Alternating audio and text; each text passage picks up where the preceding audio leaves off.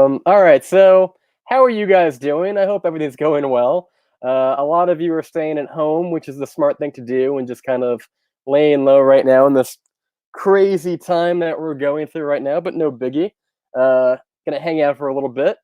I've got my Guinness, I've got my bottled water, and I've got, of course, Lil Sebastian, because 5,000 candles blowing in the wind. Of course, we're going to need Little Sebastian to get us through it all. Why not? And I got to say, it's going to be a 2 hour event, 8 o'clock to 10 o'clock. I just wanted to get in here a little bit early, just to kind of get the ball rolling before I brought people in. Originally, what we were going to do, we were going to bring Dave Durant in from Durant Cinema at 8 o'clock, and then Tom Chatalbash, the OG of YouTube, we were going to bring him in at 9. That way things would get really fired up. And by the time we brought him in, he's new. We haven't really done a thing together, and I didn't want to insult him with one or two viewers. I wanted to get in deep a little bit, get the ball rolling before we brought him in, because he's kind of like the GOAT, man. He's kind of like a legend. That people really don't give him enough credit and views and all that stuff that they should, because he's been doing it for 10 years. So I'm really happy that he's such a chill guy. Very I don't know. He's just very, like, I don't know how to put it. He's just very. He's like you and me. He's not too like up on his high horse because he's been doing it for like 10 years. Like he has no problem doing a collab with someone who's kind of doing the same thing as him, which is very cool. We're gonna bring him on at 8:30 instead of 9 o'clock because we don't want to wait too long. But Dave is gonna be on here at 8. At least I hope so. That would be great if Dave was like, "Oh shit." um, but yeah, I just talked to them. Seems like they're good to go. And obviously, like I said, we're doing a whole different thing. We're doing it with the iMac, so that way you can see me a lot better. We're going to be talking about the best movies that came out of 2020. That because at this point we can easily make a top 20 list of movies for 2020, which is sad and weird and a little whatever. And it's kind of a joke. Obviously, there's going to be movies coming out, but top 10 movies right now. I think when Dave comes on, I'm going to cover my list of the 10 steelbooks of 2019 that you can't get because they weren't given an actual release. I went through the whole thing to see if they're like, which ones are they going to release, which ones they aren't. Me and Dave are going to talk about that. And yeah, the snowball isn't better. The other one's better. Cool. Go figure. You would think, right? With something like this, that it would be more efficient than whatever. These aren't even like the legit what do you call it? The legit Apple headphones because they broke like immediately. They're not durable. These are like, I don't know, like Five Below or something like that, and they've lasted me like 2 years, which is like the funny thing. I can't explain it. All right, so let's take a look at the comments. We can hear you perfectly. Blah blah blah. Best wishes for you and your family. It would be horrible to see nice, kind-hearted people to get this deadly disease. Yeah. Yeah, I couldn't agree more. It's a little crazy out there. It's unprecedented. I've never seen anything like this in my time. But you know what? This is why we're doing this, because it's try to keep the social distancing a little bit on its ear. I try to bring people back together in the ways that we can do that are safe. And this is one of those ways. And I figured, why not? We're probably gonna do a couple more of these because, well, we can't really do new movie reviews. I mean, you know what I'm saying? Like, my movie theater closed. I don't know if it was today or yesterday. I know that the last time I considered going to go see a movie, I guess, was like on Sunday. Cassie was down here, and I was like, I'd like to see one more movie before they do close down the theaters. Because the last movie that we saw was The Invisible Man, and the way things were going, it was kind of like, well, it's probably not worth it. It's like, because why mess with it? And then we looked at the movies that were playing, and the options were Bloodshot or Bloodsport. No, that's Van Damme. Bloodshot with Vin Diesel. Onward, the Pixar movie, which I hear is good but not amazing. And then Ben Affleck in The Way Back. And I would have definitely gone for The Way Back, but Yeah, it just didn't seem worth the risk of going to a public theater to do all that stuff. So, holy shit, it's Durant Cinema. He's down on the corner. I didn't see him even pop in. Dave, you ready, bro? Let's see. We're gonna add Dave in. It's close enough. Let's do this. Hey! No, holy smokes, what is going on? How we doing? All of a sudden, I Good. popped in and it was like, you were backstage. I'm like, what? I'm like, hello, I'm here. Holy Well, smoke. we did a live stream on Tuesday, and I wasn't using my iMac. I was using my phone, and Yeah, for whatever reason, like it kept cutting out every. Well, it was different every time, but roughly every 30 minutes, it would just cut out. And I was really? like, well, what? Yeah, because like I had this like weird thing where I had like the selfie ring for the light, and it had like a little thing holding my phone, Yeah. and then it would basically just turn off. I don't know if it was overheating because my phone would be charged too at the same time. I have an That's iPhone. crazy. You have a better phone than I do, so That's great. Oh, you got the iPhone. Well, that will yeah. do it. That's the reason why. Never go with the iPhone. I will say this though, the lighting, like everything looked a lot better with the iPhone. Like I'm looking Yeah. at myself right now and I'm like, I look very pale and kind of whatever. And I'm like, I'm not nearly like the lighting was on point with the phone, believe Oh, it or yeah. not. But whatever, I mean. You got to What make do you tough got, man? choices. You got You're like, what do you watch in the background? oh, I don't know. I just threw on the TV in the meantime. I was just I was just cleaning up, and I was like, I just need You got Megan something. Fox? Oh yeah, that's right. Megan Fox to keep me company, so it's always a good thing, I must Absolutely. say. Let me. I just want to turn this off real quick. I got the banner going. I don't know. I got really into it, and I was like, how do we do this? All Durant right. Cinema. I just got your message. Durant Cinema on backstage. It's great. Okay. I was like, what is this? How did you find out about this? What is it? StreamYard Duck? Is it Aflac? Yeah, I know, right? Well, they have like the version of it for like if you want to pay 25 a month, you can customize it any way you want, and it kind of looks like the other streaming what have Oh, yous. really? But I I was was like, gonna say, like, I'm that's not really paying. cool. Yeah, like I'm not paying like because I could totally deck it out with like my own stuff, but I'm Yeah. like, nah. No? It's. I Oh, mean, okay. we'll see if this keeps going, maybe. But right now, Yeah. I'm like, no rush. And what is going on? Um, Cool movie ratings. How's it going? How we doing? It is time to get pumped. Who are you ready? That's right. how you doing, man? How you doing in the Uh, Boston area? Not bad. Not bad. It's weird. It's weird, I right? just I just want to go back outside and just do movie hunting with the simple days, when all you have to worry about There you is, go. do I get the 4K or the Steelbook? Like, that was like the Right toughest choice in the life, and of now it's Dave. toughest choices. Yeah, exactly. It's like, do I go with the 4K Steelbook or the lenticular Steelbook? I mean, I have a thought about that. Um, I don't know what they're going to do with the steelbooks because they're not going to release the steelbooks in the same timing as these video on demands. They couldn't. There's no possible way they can catch up that quick. No. And then it makes you wonder if they're going to just stop doing steelbooks and home release, like home media releases altogether. Like obviously there's a couple. I checked it out today. I was like, well, I went to Blu-ray.com and I was like, well, because I never check it out, but they had the new for pre-order, and I'm like, well, that's optimistic. Yeah. And I think it was like Castle Rock season 2 is coming out in May. You can buy it now, so it seems like they're not stopping. But I am curious how it's going to affect the home media. Yeah, I know. It's crazy. It's all over the place. And to think that, like, for massive Star Wars fans, obviously that's next week for Tuesday, for the last film. And it's crazy. That's being released. That has so many exclusives. It's insane. Like Walmart, Target, a Steelbook at Best Buy. And now, pretty much, nope. Nope. No one can get anything. It's I don't. crazy. Well, I don't know. Is it? Did they close down all the stores yet, or I don't know.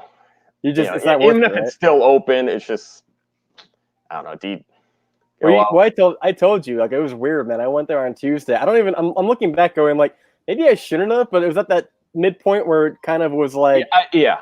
No, I got you. like it's very definite now. But at Tuesday, it was like, well, and I'm kind of like in South Jersey, and there was only maybe like one case. It was an elderly lady that was a case in my town not my town, but like my county.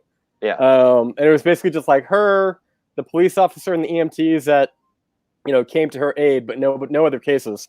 I think it's up to like maybe 3 or 4 cases now in my township. It's way worse like in North Jersey, and then obviously in New York City. It's kind of a shit show. So I know. yeah, is it weird by you, or people? It's like a ghost town kind of. Honestly, I only go to work. I went to Target Sunday just to like grab a couple of things, and then that was it. And then just to my girlfriend's, and that's legit it. That's the only few places that I go at this point. So I just try to keep it limited, and that's it.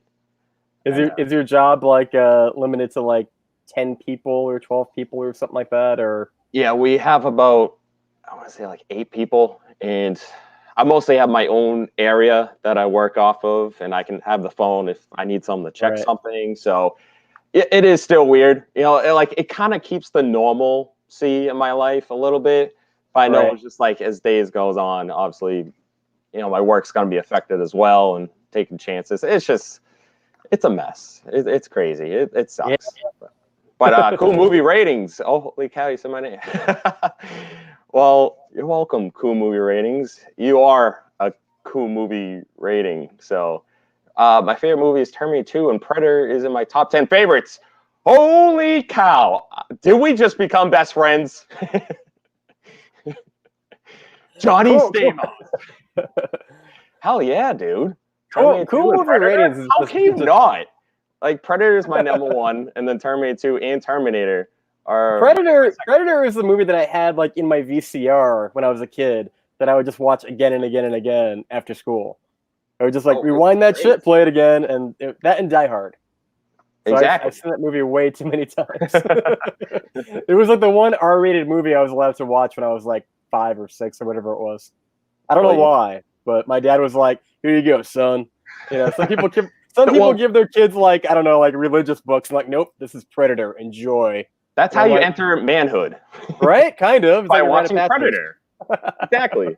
What is up, Unknown Flicks with a Z? Ooh, he's back. It's got a little on the, to it, What do you think of? What do you think of Predator 2018? I didn't see it. I'm sure Dave did. Yeah, that good, right? Yeah. I didn't see it. Oh, here's the thing. All right, Burns. All right, here was the thing. I like the Predator franchise. Every single movie. Like, the first Predator is great. The second one I enjoy. Predators was fun. I even like Alien versus Predator. Both. Yeah, I love the first two. They're fun. Right. They're fun to watch. For what it is, it's okay. Yeah. And then watching Predators, I saw the trailers. I was like, all right, I'll go watch it because it's Predator, It's Key and Peele's in there, or not Key and Peele, but one of them is. And then Peele? I actually, I have no idea. I think it's Key because Jordan Peele is like the movie maker. And yeah, that's right. So it would be Peele. Yeah. And I watched it in theaters. I was like, holy cow, this movie, it's terrible. And then, dude, it doesn't stop. Actually, I will say this. It has one great scene in it. Like, one of the best scenes in the whole entire franchise. It was fantastic. But that was it. And then, like, it just went downhill from there. It just went downhill. And then it tops it off at the end with a little cherry. Just to be like, yes, this movie sucks. It's so bad. Like, if you watch the ending, it's bad. Yeah. Actually, I don't know.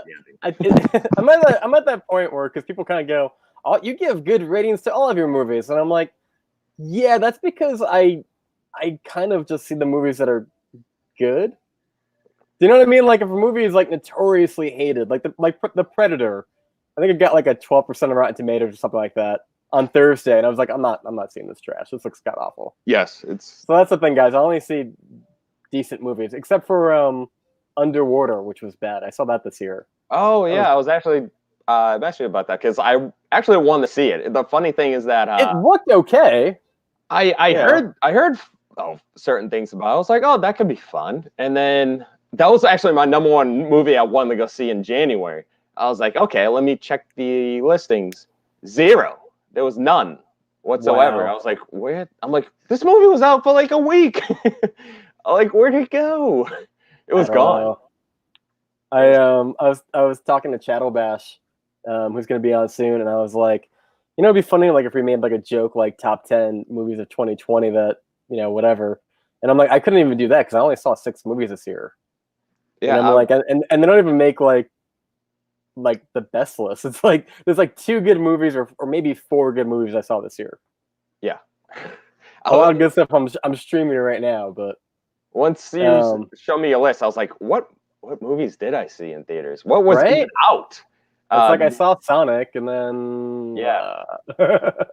I know. I was like, right now, the best movie that I've seen in 2014. 14. I mean, not to. What did I say? 2020? Yeah, 2020. You went back to like the. I just want to go back YouTube. to 2014. Damn it! It's It was a simpler time. Yes, it was. It would have to be either Invisible Man and Harley Quinn. Maybe Harley Quinn. Invisible Man was pretty good, and you're a hardcore DC guy, so yeah. So I or like DCEU. I like Birds of Prey. I think that would probably be my number one at this. That's a solid pick. I mean, it was better than I thought it would be. I thought so too. I thought it was pretty good. Oh, real quick, I wanted to pull something up. You would appreciate this because you love Steelbooks as much as I do.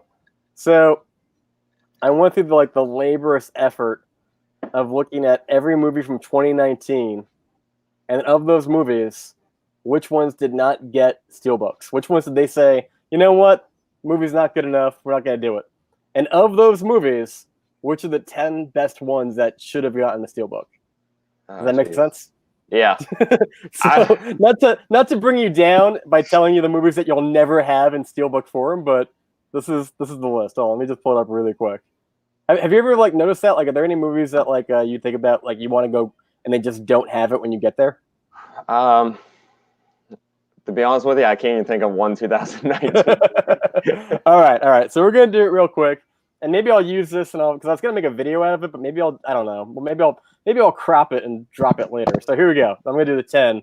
Let me know if you've seen them. Chime in at any time. Very loosey goosey. All right. So number 10 is Ad Astra, the Brad Pitt movie in space. Okay. It's not a very good movie, but the action scenes in that are amazing. If you could see it in IMAX, me and Cassie saw it in IMAX, and it was great. There was a pirate battle on the moon of these 2 rovers chasing each other. There's a scene where Brad Pitt falls off of a satellite and he's tumbling down to the atmosphere. It's fucking great.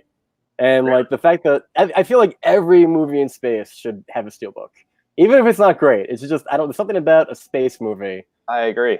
Interstellar, Gravity, The Martian. I'm trying to think, what am I missing? But this movie is very much 2001: A Space Odyssey, where it's a lot of it's kind of slow paced and it's just not good.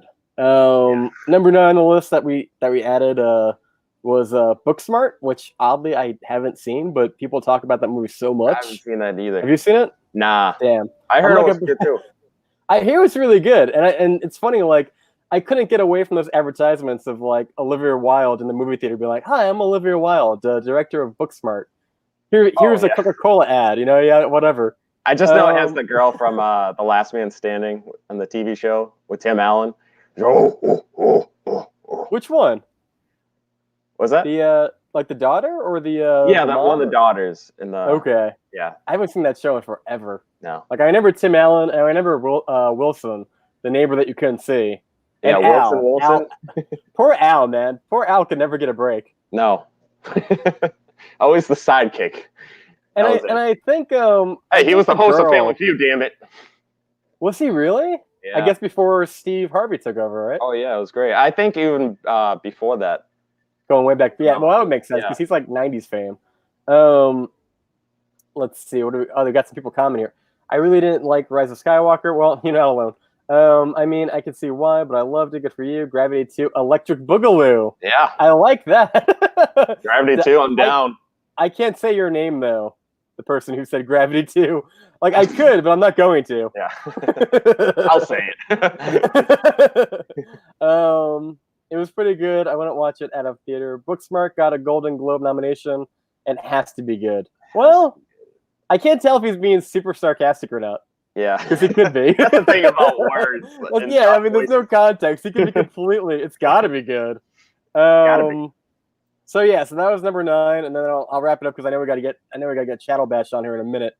Number 8 I put down was The Irishman, which is nominated for Best Picture. Okay. It's a Martin Scorsese film. Like, there's a part of me that just wants to have all of the Marty Scorsese films on a shelf together in steelbooks as they should be.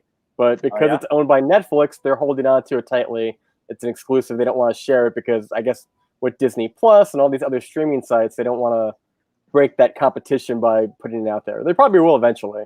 And in the same boat, I didn't see it, but Little Woman is number 7 because it's the Best Picture nominee. How do you not? Yeah. And everyone's like, you should watch it. Everyone's like, it's great, it's great, it's great. Everyone tells me that. Right. I'm like, it could be the shittiest movie ever. I could be like, oh, look at this movie. And then someone will be like, no, it's really good. Watch it. And then afterwards they're like, oh yeah, that movie was shit. I'm like, but you told me to watch it. And you're like, oh, my bad. Yeah. I love that. So yeah, so Little Woman, I saw the original, not the original, but like I saw the one that had like Winona Ryder in it from Stranger Things. Like she did a remake of it in I guess the 90s, and I had to watch it in like high school English class, and I was like, this is like bleh. I could easily leave it. It just didn't seem like my type of movie. I just look at a trailer and I'm just like, it's not from me.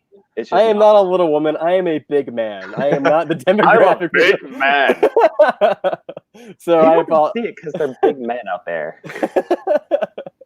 I mean, the biggest selling point is that it does have Emma Watson, and then Florence Pugh, who's like my new favorite actress. She was in Fighting with My Family. Do you see that one?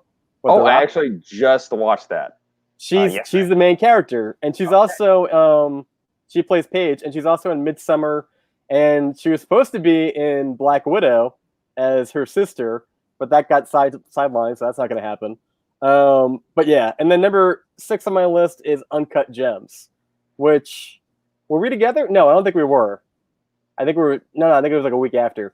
They got the Uncut Gems in like the slip, but they have no steelbook. This is a case of something with the slip. At least they did something with the slip and just not like a. Did they, or was it the cover? Oh, they just made it like, I don't know. They didn't put the blue streak. Something so simple like that just intrigues me. So, have you seen Uncut Gems? I actually just watched it a couple days ago. What'd you think? And I thought it was good. You know, you can be honest, Dave. I can see your face. Like you're like, honestly, I don't know what to make of it. It was just like, I'm like, there's a lot going on, and it's just all over the place. And it wasn't bad. It was good. Just like, you know, obviously with the ending was pretty good. I hated the music. Once I saw the company, huh? What's up? What about the music? You hated it? What was the music? I'm trying to remember. I don't know. It was they used it in the intro and the ending. I don't like it. Because I'm like, once I saw the studio, I was like, oh, it's an A24 film. Well, and that's the problem too, and you'll see a thread on my list is that all these movies, not all of them, but a big culprit in like them not getting steelbooks is because they're either Netflix or they're A24, and A24 doesn't put out steelbooks. Yeah. They put out Hereditary for like a minute, and then they yanked it. But then everything else is just like, nope, we're an indie company, we're not going to do that. I'm not the biggest A24 person, you know. Like I see the trailer, like, what is this?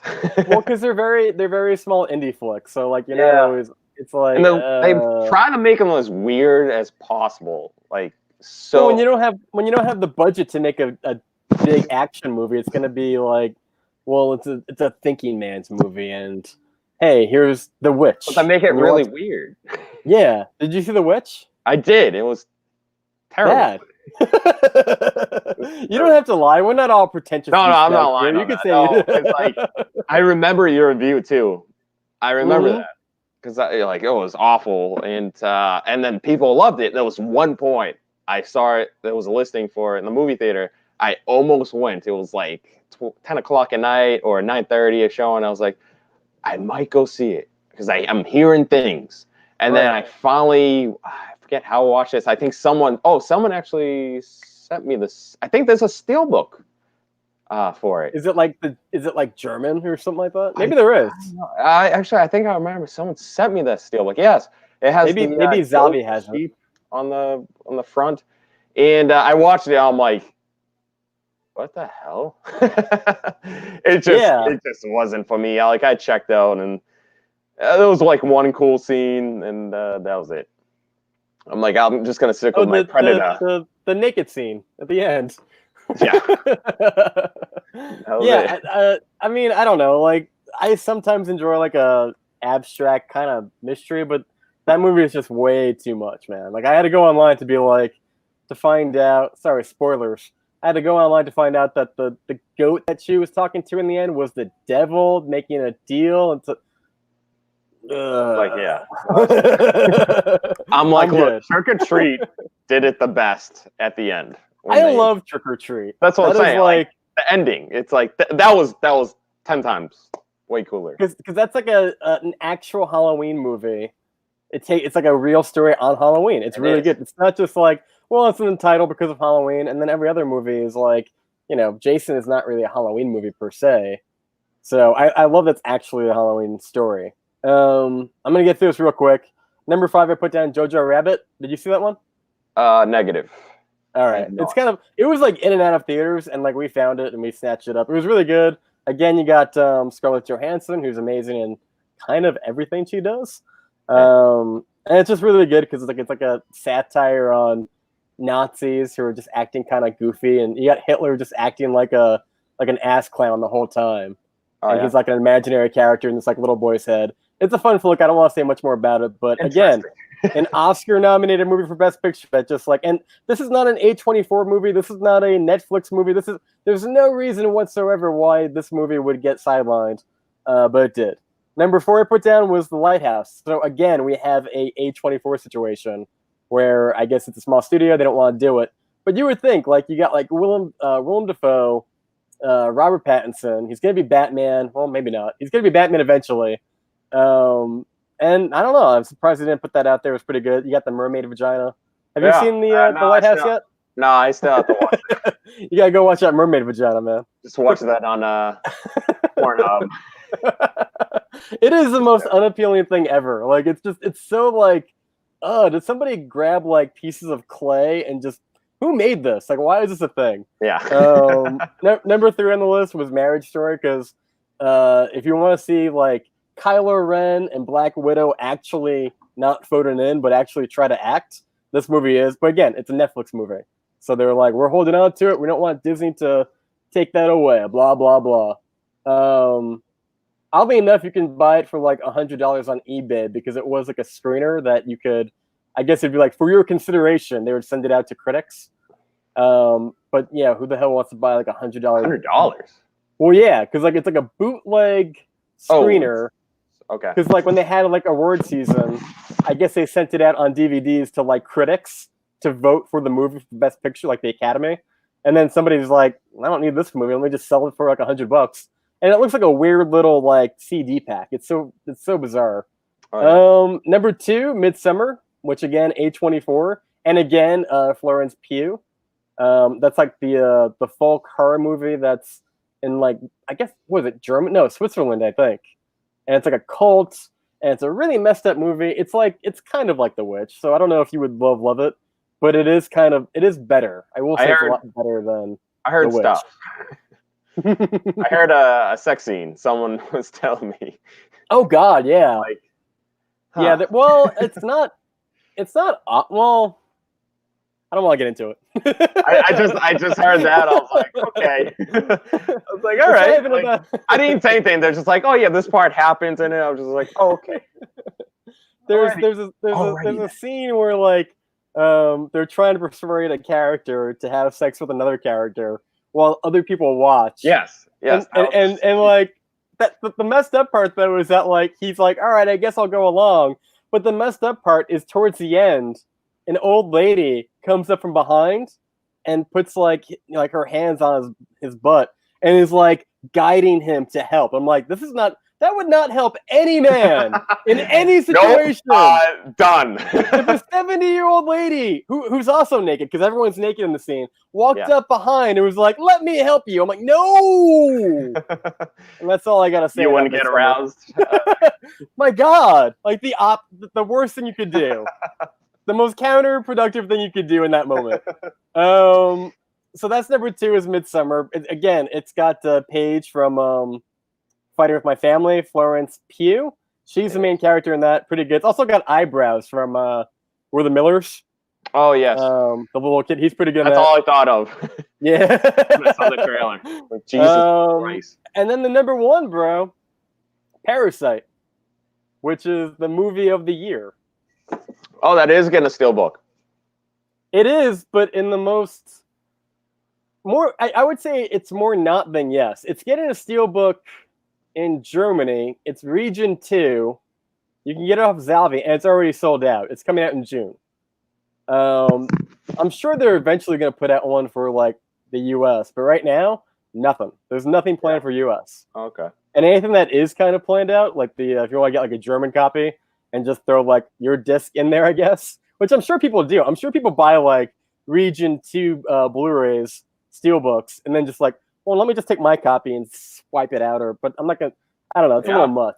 Can you imagine blowing? Well, actually, you probably could. I was gonna say, can you imagine blowing like $70 for one movie? And I'm like, oh yeah, you could. Yeah, I've done that.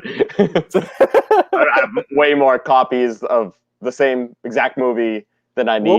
What would you say? I mean, it doesn't have to be exact, but what would you say? Which movie you spent the most money on? John Wick 3?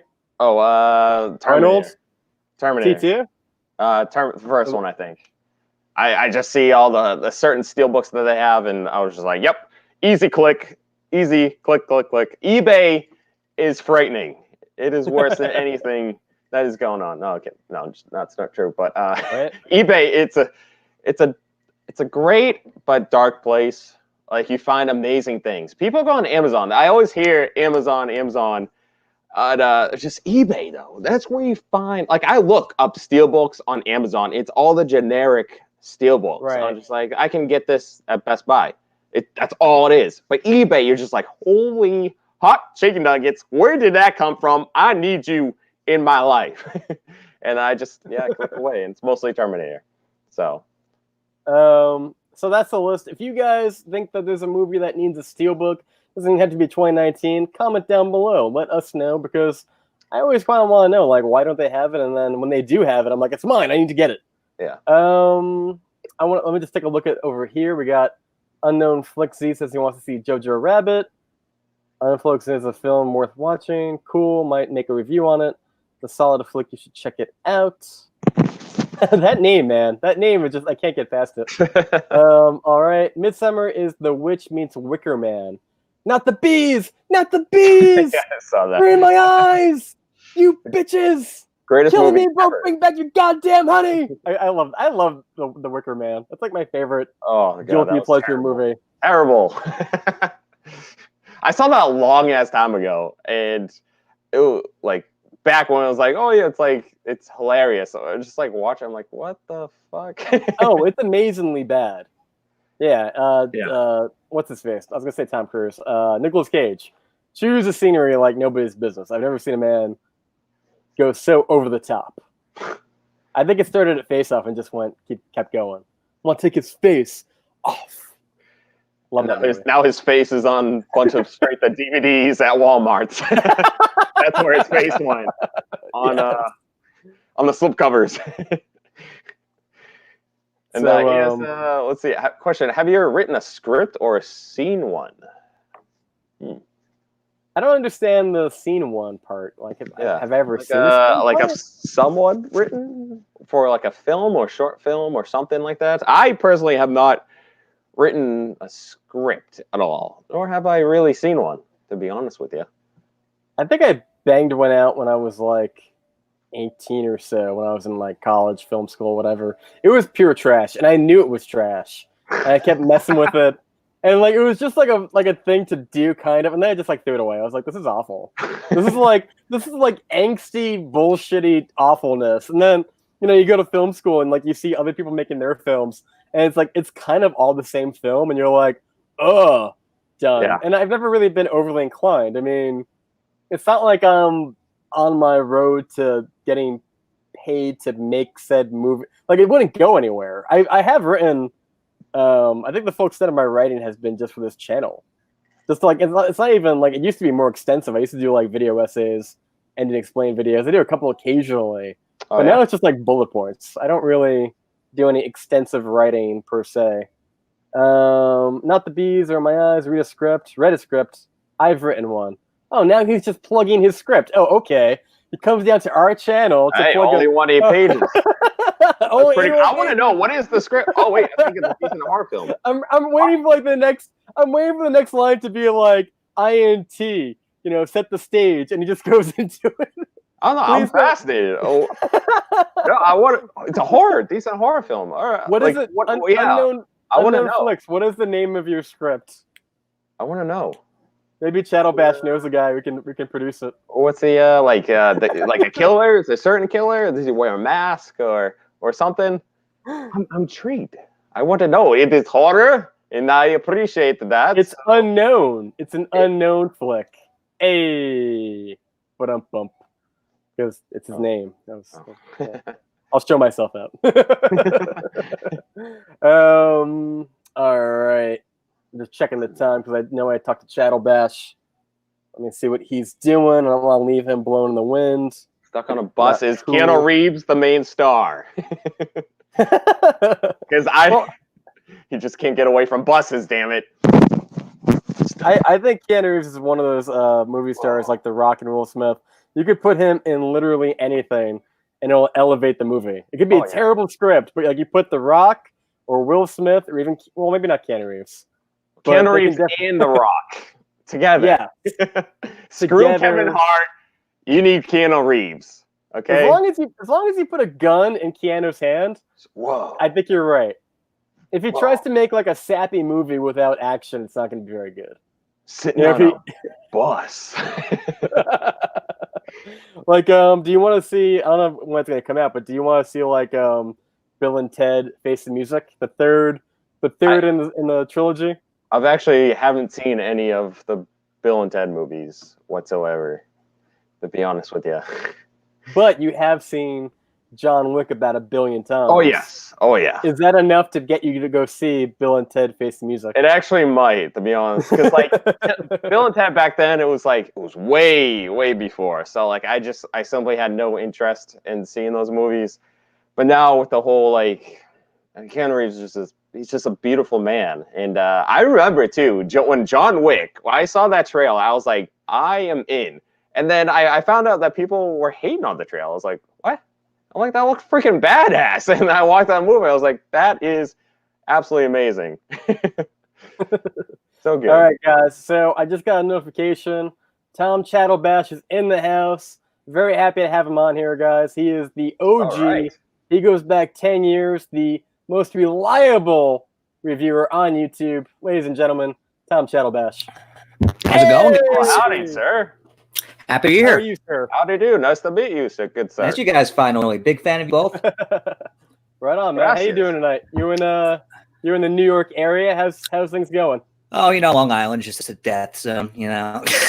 Everyone's just trying to hang in there. We're trying to I guess pretend this isn't happening, but everyone's failing. How about you guys? I'm lucky enough that I'm in like a remote area that it's not really an issue. Like I'm in South Jersey. There's not a lot of. There's like 1 or 2 cases. I think there's like 3 now, but it's not like I'm in like New York City or anything remotely where I walk outside and there's tons of people. So I've lucked out in that respect. Oh yeah, same. I hate it because like on my phone, like watching movies, it's good, but then all of a sudden I'll just check my phone and I'm just like, why am I doing this to myself? I know. I keep checking Twitter. I keep checking Facebook, and then every time I leave both those apps, I'm like, I feel way more depressed than I did before I went to the app. Exactly.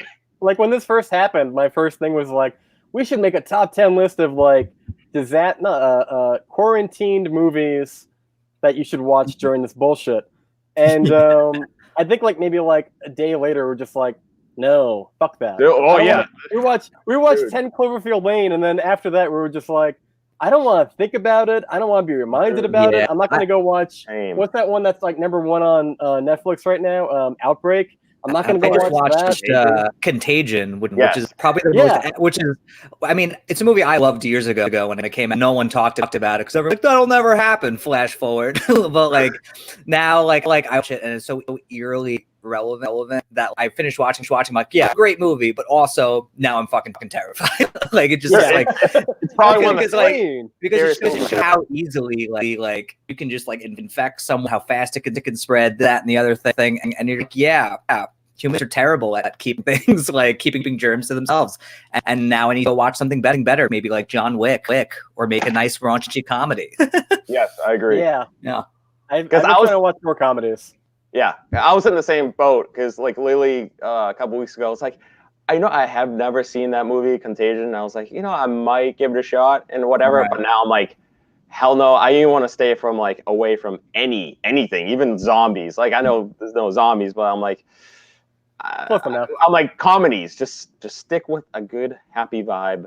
Comedy. Right. I mean, I've been doing the weird thing. I've been watching Peaky Blinders, which is great. Like, it's not exactly the pick me up kind of show or anything like that. But I'm strangely strangely comforting. Like I'm one like British gangsters kill other people. I'm like, I feel good. I feel good. Telling me fucking Shelby, ain't it? Exactly. Seriously. I mean, for a good like majority, I was like, is he Irish? Is he English? And I had to research so I could on my own mind. I still don't know. Like I was in the same boat. I'm like, I need to research Cillian Murphy. Is he? I think he's British. Because Cillian Murphy's Irish, but character he's playing apparently the family that he's a part of, the family. They're like half Irish, half English. So I'm like, okay. That makes sense, which is why like someone sounds super English, and then he kind of sounds Irish, and then like his brother kind of sounds a little Irish. Like, okay, I can breathe. I can watch the show now. Right. Well, he also plays a gypsy, so I feel like him having an uncertain like nationality kind of makes sense. Yeah. Isn't he a gypsy? I think he's kind of a gypsy, right? Or they call him gypsy all the time. Yeah. Wait, I watched what's this? What's that? Peaky Blinders. Netflix. I think it's a BBC show, right? Yeah, it's basically a Netflix show that they keep recommending to you, where you're like one day, like one day I'll watch it, and then like I finally was like I'll watch one episode, and now I'm on season 3 after like a couple of days. I'm like, okay, it does get you hooked, because like, and then every episode like, we're gonna go on with a red right hand, and you're like, yeah, badass theme song. It's everything. It's everything. Oh god, someone brought up I Am Legend. Hell no! Yeah. Oh god. Why would you want to do that? I legit cried twice in that movie, and that is definitely not the right time. Like things are good, but it's just like, it is depressing even before this, With the dog. It did kind of feel like I Am Legend a little bit, like on Tuesday when I went out. I haven't left really my house since Tuesday. I went for like a run in the area, but like I went to the local Best Buy and like there's nobody around. Yeah. Which goes like a red flag to be like, I need to not be here. Yeah, you went up to the Blu-rays. You're like, just talk to me. Yeah, dude, I must have looked like the biggest germaphobe because I walked in very quickly, like holding like a wet wipe in my hand, and I took the bag with the wet wipe and I walked out, and I'm wiping down like the Jumanji, and I'm like, I don't care. You can say what you want. I don't care. It's creepy. It's scary. Like, make fun all you want. Like, it's weird. I think it's just so weird. Like you'll germaphobe like minutes of your day, and then the next 20 minutes, like you'll be the most careless person ever, and like this is why we're here. This is why we suck. It just down to my face. I'm super paranoid. Like whatever. I'm just kind of leaning into this at this point. Yeah, I'm just like I don't know why I'm doing this to myself, but I decided to pick back up with The Walking Dead. And Jesus. Wait, what? The irony is that like a zombie apocalypse is the only way to get me to watch the zombie apocalypse. Yeah, because I got so much time to like kill, and I'm like, it's not good. It hasn't gotten better. I thought like, maybe I still haven't really. I don't know how to keep going, but that seasons ago, and then like scrolling through my feed today, and it was like Negan hook with girl wearing zombie mask. I'm like, glad I stopped. The last season, I was like, this is more of a chore than anything. I'm gonna. I explained to my girlfriend, I'm like, The Walking Dead show to me is like the ex-girlfriend I keep going back to. I know it's not going to be any better. You said that to your girlfriend. She doesn't appreciate that joke at all. She's like, "Oh, we're excuse me? Ex-girlfriend who?" Like, no, yeah. I'm talking about. She hates The Walking Dead now. Don't you ever bring up The Walking Dead? It's all right. Everybody does now. It's really a guilty pleasure show. Like you, I guess you have The Walking Dead, I guess, but like you're like the show that you love, but like no, you probably shouldn't like it so much. Yeah, it's kind of my guilty pleasure. But even that, like I'm watching it like earlier today, and it's like this is depressing. It's like going to the DMV watching that show. You're like, oh, I don't even know. DMV, and yeah, I'm gonna keep watching. It's my DMV, all right. I know the guy who works at the front. He knows my name. Yeah, I don't know. Let's not waste this podcast talking about The Walking Dead, though. Yeah. What are you guys currently watching in your spare time? I'm trying to think. I just said I'm watching Peaky Blinders. I've been kind of coursing through like a variety of movies. I just watched Dark Waters. That was really good, actually. It's like the one with Mark Ruffalo about like on and all that stuff. That was strangely very, very good. What else did I watch? Beautiful Day in the Neighborhood. That was good. That was really fun. Knives Out. Love Knives Out. I just got Bombshell from Netflix. We'll see how that goes. But yeah, those are like a few of the pits, I would say. How about you guys? When I was sick, yeah, it's such a random ass movie, but it was like a couple months ago. I decided to put in the first Tomb Raider movie with Angelina Jolie. I was like, it's good old days. I love it. Nostalgia. And then I was like, I've never seen the second one. I heard terrible things about it, but I was like, you know what? Today's the day. I'm gonna watch it. I popped it in. I was like, okay, I'm kind of digging this. Like, it's not bad. She goes on the water, and she does her whole thing. People shooting. I was like, okay, this is pretty good. I love this. And then all of a sudden, she can't get a way to get up to her boat, and she's all the way down in the sea. And so I'm like, okay, so she cuts her arm. Blood is coming out. A shark is heading her way. I was like, oh, okay, this is pretty intense. She punches the shark. That happened? Yes. She punched the shark. The shark turns around. She grabs the fin, and it goes all the way up to her boat. I'm like, oh my God. What the hell? Look, and it just doesn't get any better from that. I mean, that's one way. Like, she didn't jump the shark. She punched the shark. Yeah, she punched the shark. I'm having like a Mandela effect, too, because I don't remember that scene at all. Granted, I haven't seen the movie in years. It came out a long ass time ago. I was just like, I'm gonna do it. I'm gonna watch it. I need to know what it's about. So yeah, there we go. Like I remember Batman punching a shark, like that Batman 66 movie with Adam West. He's like hanging with the helicopter, and he's punching the rubber shark. I don't remember Tomb Raider punching a shark. And apparently they made a second one. like, they made two of those movies, and then they rebooted it because something. Yeah, I didn't see that one. No. I was gonna say, Durant, did you see the new one? No, I wanted to, but then I just heard okay things about it, so I was like, I'm gonna pass. It didn't come out with the Steelbook, so that's another one right there. Just came with 4K. You guys love your Steelbooks. Yeah. I guys all about them. I sleep with them. I caress them. Do you Lysol them? That's the main thing. They're my babies. That was definitely a first for me. I'm like, it's bad when you're Lysoling the inside of the Steelbook. Like I took the saran wrapper off, and then I did it again. And I'm like, do I have to do this? This is dumb, right? Jumanji or something? It's Jumanji 2. It's so sad that I know that. I haven't even seen look at that, Look at that. That's us in the poster. So with the Rock's bald head shining at you. Wow, Jesus! Wow. That's pretty solid. I like that. Did you guys see the second one, or did you just like check that up? I did. I didn't see the first one. I just went into the second one, and I loved it because Danny DeVito, he's a great man. What's a Jumanji? So seeing The Rock play Danny DeVito is just like great. What? Yeah, they're channeling Danny Glover. The world needs. Yeah, Did you go back and see the first? No. Second was great. To be honest, you don't really need it. I mean, the first one, I actually think the first one's a little bit better in my opinion. I don't That's know. what I hear. I mean, the second one was fun, and I had a good time. Like both of them are fun, but like edible movies for me. But like the first one had the factor of not being shitty, which is like why it was a pleasant surprise. Because everyone's like, why are you rebooting or making a sequel to Jumanji, especially without Robin Williams? Like, why are you doing that? And then everyone sees it, they're like, oh, not bad. It's like that pleasant factor. So it's another. That's where it really kind of comes in. That's always the best when you just go in the movie and like, oh, this is gonna be terrible. It's awful, and then it comes out, you're like, wow, that was great. Yeah, I need to go into like every single movie like that. Right? Like, did you guys see Crawl? No, I did. Oh, it was so badass. I love that movie. I went in knowing nothing really, expecting nothing. Ended up being this super fun B movie. Like what was it, like alligator crocodile movie? Oh, it's great. Yeah. I was the opposite. Really? Oh. Yeah. I was so I was wondering why you were silent. I was wondering why you were silent.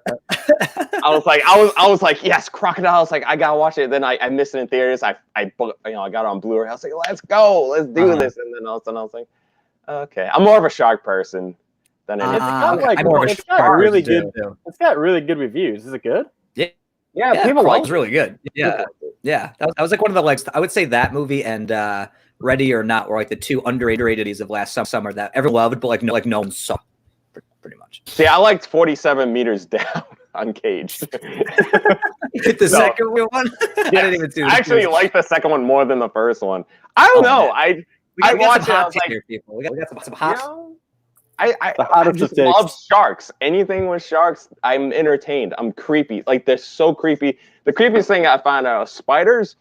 Arachnophobia is the worst movie to watch, but I'm fascinated. I get creeped out no matter what. I had to check my shoes after watching that movie all the damn time. No joke.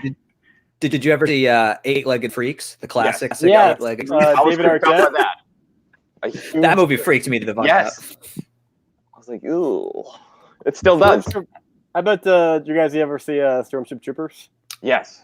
That's actually a movie I've never seen. I've seen I've seen clips of it, but I'm just like, nothing about this movie makes me want to watch it. Like, just like I get the vibe. It's like a propaganda film. It's like a satire propaganda movie. But the first one's good. I've seen some of the sequel. It's the rest. You're a champ for watching the entire franchise. Yeah, I think I've only seen one. Hey. There are people out there who probably have seen all the Tremors movies. I have seen pretty much all of them. So, it wasn't Jamie Kennedy.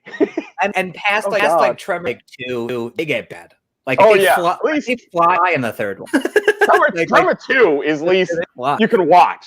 Yeah, Tremor was watchable, and you're like, Kevin Bacon could have came back for them. And then the third one, you're like, hey, wait, Kevin Bacon. Like, they want the ass blasters. Did you know they try to make a TV show? Yeah, and he actually was in like the pilot, and we thought it was great, and then they never aired it. Kevin Bacon's in the pilot. Yeah, he was gonna. I know there's like that one guy with the mustache who kind of just like follows the whole franchise. Yeah. But, that's like his one crown jewel. Yeah. He's like, I've got that Tremor franchise, man. I just watched it on Netflix maybe a month ago, and I'm like, what's his name? Kevin Bacon's kind of an idiot. They kind of make him like just like they lower his IQ low, and Tremors? I don't know. Yeah, he's not. Oh yeah, he's to be pretty much like a slightly smart dumbass, if that makes sense. Well, he wanted to get out. He wanted to get out of the town. He had the right idea. His whole character arc in that movie is like, I'm a good-looking hunk in this town. He is, damn it. Girl. And like, there's like one. Can get it, right? Like, not a lot of people can pull off that weird ass boy look in the '90s, but right. You know? Like the other guy, the older guy is no brainer. I think you should be with her, man. I'll take the Baconator. And in the end, he finally goes with the girl. And it's like, and him screaming at the freaking grab boy and just be like, "Fuck you!" That's worth entire movie. It's worth entire movie. I love it. That's what you need. Is that a Guinness you're drinking over there? It is. 2 for 2. 2 for 2. I had what are you drinking? What's in that mystery cup, Chatalbash? I just got coffee. No. All right. That was an interesting kind of party. But okay. What's in the coffee?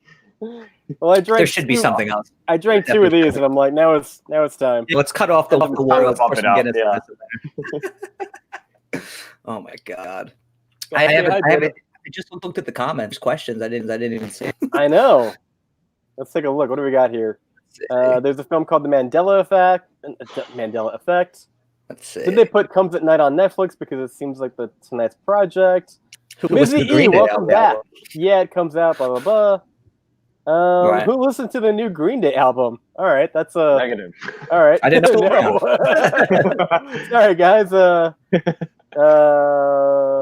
You guys, Men at Work. Kevin Pearson. I don't know what that means. You guys, men at work. Mizzy, you were guys are still like I have no idea. Pearson. All right, I don't follow. I'm sorry. I'm a little. Let's see. What's your all-time favorite steelbook? Now, Tom, do you have any steelbooks? I think it looks like they gave up on some, but like I'm not the kind of guy that like just goes on collecting steelbooks or needs to get this something. I know you guys love your steelbooks, and I do have a few that I really like. My favorite one that I have is the John Wick 1 and 2 steelbook, which is like this amazing cover of him like shooting, and it's all artsy and shit. I'm like, okay, this is worth it. This is super cool steelbook. And the other one's just like that's what they had, so got it, and just happened to be a steelbook. But yeah, I would definitely say John Wick. How about you guys? All right, there you go. That's all you need. I love you. Yeah, John Wick's telling you, all three of them are fantastic. I think my favorite, and not to jump on yours, but I think my favorite is the triple pack. It's John Wick 1, 2, and 3. Oh, there's a triple motherfucker. Yeah. And they're gonna come out with the fourth one. It's gonna fucking fall off anyway. Oh yeah, I'm all over that. I put my pre-order. It's got pink and teal, and it's really fucking cool. Oh, I'm sure it is, you piece of shit. Hell yeah! Oh, I can't even decide what my favorite. It's like deciding who's your favorite child. You know, I can't do that. All of them are gonna hear. Well, you could. I can't. I don't know. There's so many of them. I just like. What's the first one that like swings to mind? Probably goes to any Arnold, any Terminator. I cherish those. They have their own section over there. Oh wow. So, yeah, all the rest of my steelbooks have their own area. They're all together. My Arnolds are just a different shelf. They stay away. So. It has his Arnold shrine, and we respect that. Right. That's right. It's beautiful. Come on. The problem with T2 is that every release of it is pretty crappy. Yeah, that's what I've heard. They've been a big deal about T2 on the 4K, and they remastered it with this purple hue, and it looks pretty awful. And I'm like, well, yeah. Skip. I keep seeing the T2 for 4K in stores. Oh, it's only like $8, and I keep having these people's voices echoing like it's a piece of shit. Don't buy it. It's crap. All right, maybe. Well, I'm over here buying 4 copies. yeah. I mean, have you watched the 4K? Is it that bad? No, I haven't. But I just saw the new cover artwork. I'm like sold. Do you guys actually do you guys watch 4K movies? Oh yeah, I love. I haven't. I don't think I have a player for it. I have a PS4, and I don't really I think this is the first one I ever bought, the Jumanji one. Oh, okay. And it comes with the Blu-ray, so I was like, all right. But yeah, I was gonna ask, have you noticed a giant difference between? Yeah. I mean, personally, I think it's much clearer. I also think the sounder and it's just if looking to watch, especially a big budget movie, like something like Jumanji or something like John Wick. They look beautiful in 4K. It's almost like you can see the pores on their face kind of clear. It's nuts. Oh. So then you pop a Blu-ray, okay, yeah, this looks more like a movie, I guess. But the 4K kind of get you into it more. At least my end, just ever since I started 4K, it's now I can't go back. So never go back. Yeah, that's what happened with steelbooks. Once I bought a couple, I'm like, I can't. Yeah, I don't blame you guys. We have our vices, okay? We've all got our vices. Well, see, here's the thing too: is that I buy basically the triple play, but my iMac is a 5K Retina, so I'll just use the digital code, and I'm essentially getting the 4K HD. I think a lot of them are. I don't know because iTunes says I know. It's just because they have a whole catalog on iTunes being this. We have the 4K. We have the meats. We have the 4K HUD, what have you. And I'm like, all right. And they have the digital code. So like the idea of going to buy a new player and a new TV, I don't know if I need a new TV or not, but I don't know. I mean, I have to look into it. I just like physical media because like you can't rely on the streaming services to No, have these I movies. agree. But I'm just saying, typically when you get like the Steelbook or the Blu-ray, it comes with the digital. Yeah, You know no, what it I'm always saying? does. So I don't think I've ever taken advantage of that. Ever. Like every movie I buy, I have a code. I'm like, yeah, all right, cool. Keep it for the fence. Like I don't know. I don't use it. Exactly. Oh my god. ah, What's Angus? You Angus. guys watch Angus? What is that? Oh yeah, hell yeah! I've seen it 14 from Saw times in theaters. 3. I know the actor Angus from Saw 3. Angus, you guys Angus. watch Angus You guys watch Saw? from Saw? Oh, I saw Saw 1 actor and Angus from 2. Saw 3. I mean, Yeah, I know. That's what I'm saying. We never Such a saw random 3. question. You guys watch Angus from Saw? that's very specific. So Yes, I have. I love Angus.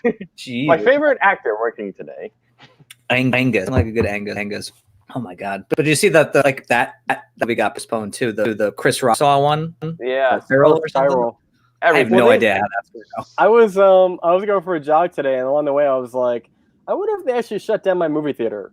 And I just called my local movie theater to see like what the message would be, and they were like, "Hi, welcome to Marquee Cinemas. Due to the current conditions, we are temporarily closed indefinitely until further notice. Yep. Have a good day." Click, and I'm like, "Okay, that's new." I mean, I saw it coming, but I'm like, all right. like, is it or isn't It's it? like everything. At my AMC, they're closed for like 3 months. Really. They said like 6 to 12 weeks or something like that. So I don't who know. knows? Right now. Fucking crazy. What's like the last movie you guys saw in theaters? I saw the Hunt. So like that was pretty recent. I saw that in theaters. Like I think we all kind of it's like this is not gonna be the last movie we see in it for a while. Yeah. Like it was really the next day, and we're closing down. I was like, oh yeah. Damn. Oh. Yeah. Was it good? It was not really. I wasn't really a big fan of that movie. Like it had its moments. Like this movie's in all sorts of different directions, and I don't like them. Like it's just not I don't like any direction that you're going in. it's going up, left, sideways, and just like I don't know what to make of it. Yeah. The last movie I saw was Invisible Man. Yeah. I wish that was the last one I saw. Yeah, same here. That was the last one I saw, and then I was like, I wanted to see Ben Affleck in The Way Back. That was great. I love The Way Back. That was really good. But I just missed it. So. I saw that, and then I saw Onward, and that was surprisingly too, because Pixar sucks at trailers, so it actually ended up being really good. It looked like the Pixar movie that was phoned in. It didn't look very good compared to the other ones. Yeah. It just looked like, oh yeah, we need a movie for this year, so here you go. Spider-Man and Star-Lord and Peter, here you go. And... There you go. I just pointed out, so it's like, that'd be on demand, man. It's like, just stomp on my head while I'm drowning. Yeah, I get it. I get it. I had no idea what it was too. I was like Onward. I'm like, what is like that? they're troll people, and then there's like their dad, but it's just his pants, like his legs in pants, and you're like, okay. It's like the first trailer had pants thing like in a Burmese kind of situation, and then the next trailer just completely just disregarded that at all, and the next trailer again didn't really talk about. It's like, what is this movie about? Like I don't understand. So then when the movie came out, we're like, yeah, I'm not gonna go. I don't even know what the fuck it's about. Yeah. Someone said, "What is your biggest guilty pleasure movie?" Ooh, guilty pleasure. Ooh. That's rough. I love Jurassic Park 3. Just the pterodactyl scene for me. I love it. That's the best part of the movie. I love all 3, and then Jurassic World is decent. I actually like the Jurassic Park franchise, so I don't know. That's a good one. Old movies. I think there was a lot of hate for like people shit on them for a reason. Like they're fun movies. I don't really get why people can't just like have fun. Wicked fun. The third one, I find it very rewatchable, in my opinion. I mean, it really don't. Wait a second. Dave, this is the movie that you're talking about where they bring back Alan and he's on the plane. Yeah, it's iconic.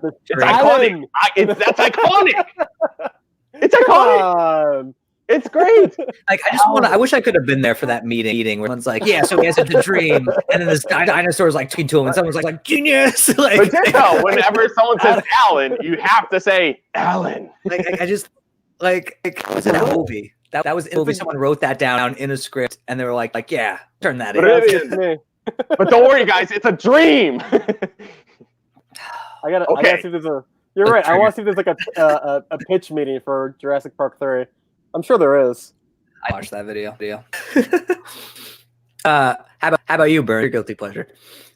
I don't. I'm sure it'll come to me at 2 a.m. tonight. I don't know offhand, but I definitely like movies like that. People are like, "Why do you like?" I'm the kind of guy like I like Scream 2 and Batman Returns way more than I like the originals, and people fight me on that all the time. And I'm like, you know what? Whatever. All right, Scream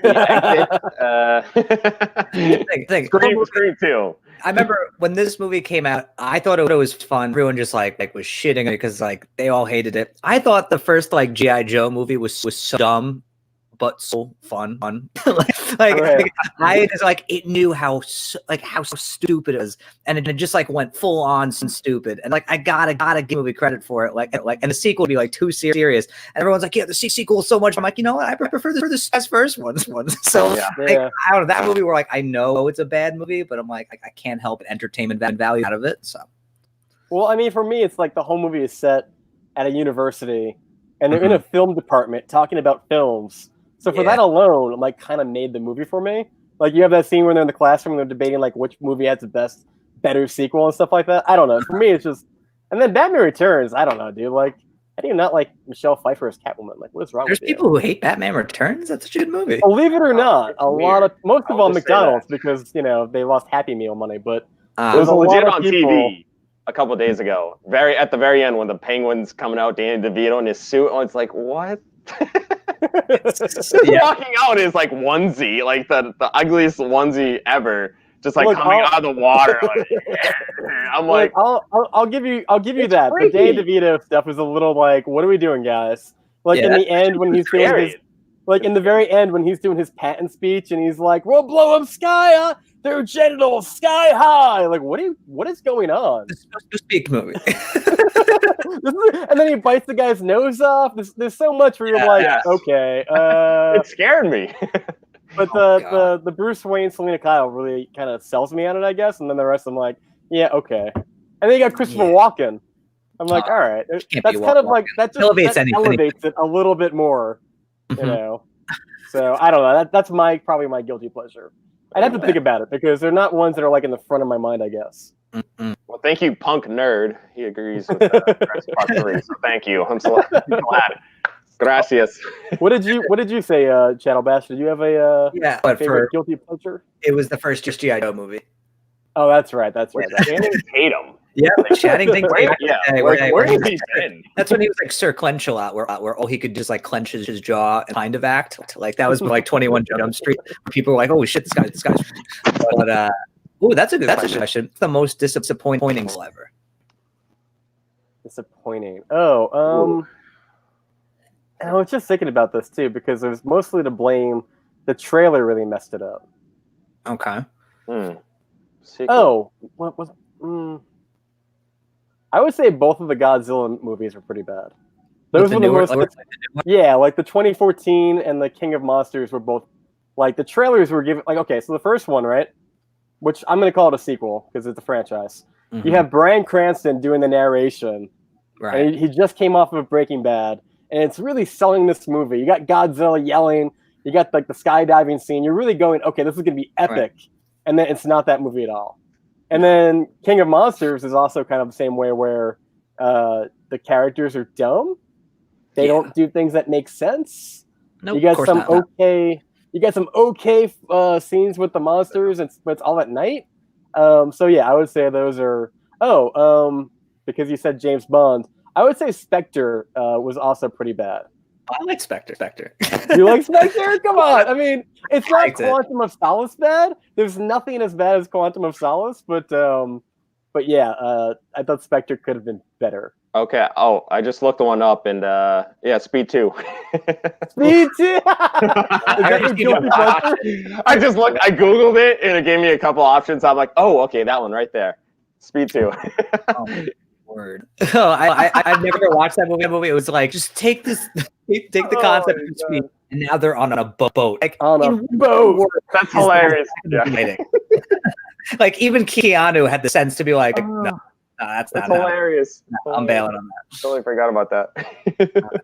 Trying to think. I mean, even Speed is like a ripoff of Die Hard if you think about it. Pretty much. So you have like a copy of a copy of a copy. Cruise Control. But it has a nice little twist, a little splash of lemon on that. What, Take it on the bus. Yeah, you have to go a certain speed. I think you're talking about Speed 1. Or are you talking about? Yeah. Oh, okay. Well, you said it was like Die Hard. Yeah. No, I love Speed. I thought he was about to say that there was like a twist in Speed too. I was like, just watch. Sandra Bullock is a guy. It ends. It turns the boat's a bus. Now that's a good to see.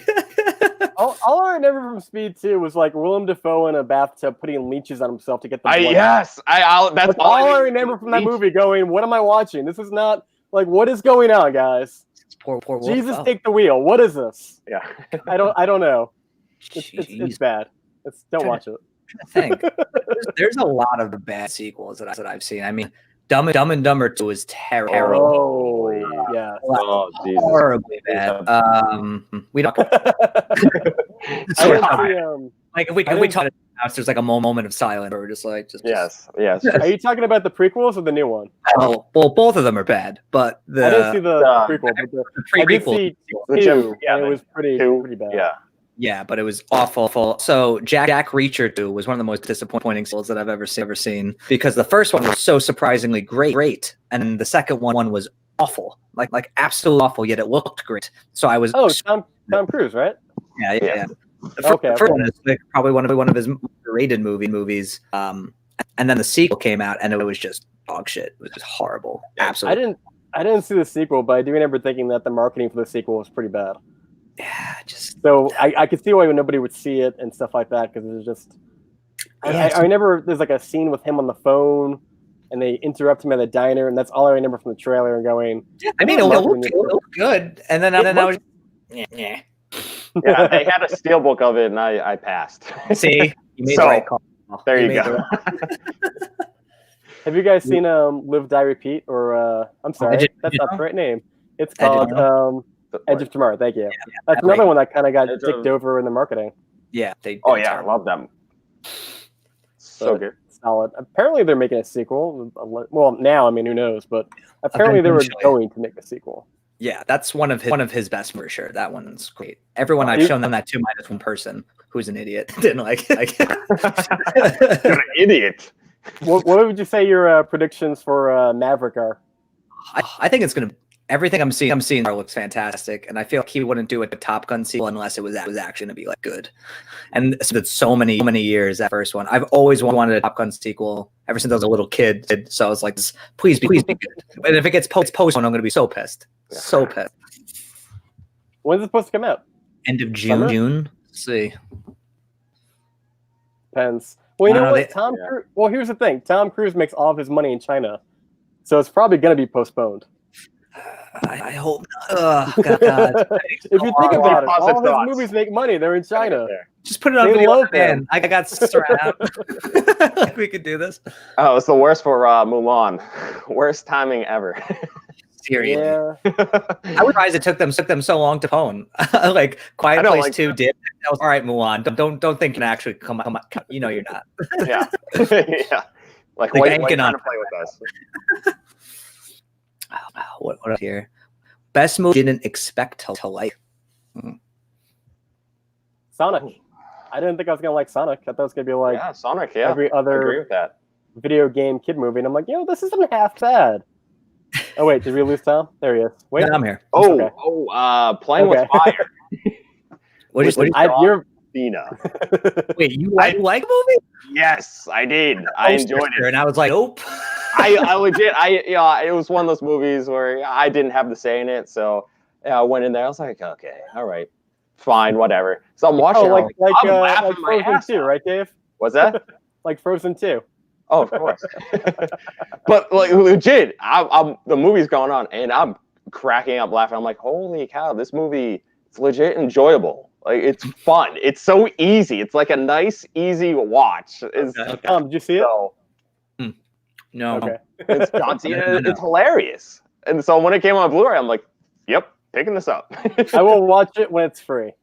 I wouldn't even do that. Like if it was on Prime, like, it's John Cena's face holding like a plunger. I'm like, just watch The Office. It's a good time. I'm telling you, it's gonna change your world completely. It looks like it's like his version of the Rock's Tooth, like that one movie Esther has to make for kids that's absolutely horrible. That like, they just have to do it. I thought it was gonna be bad, but maybe that was the thing. It was like I was just like, okay, whatever. I'm gonna go in, but it was funny. It was. Hey guys, I'm gonna do a quick bathroom break. Just give me 1 minute. All right. Drinking too much Guinness. This is what happens. Yeah, no kidding. Exactly. Well, let's see.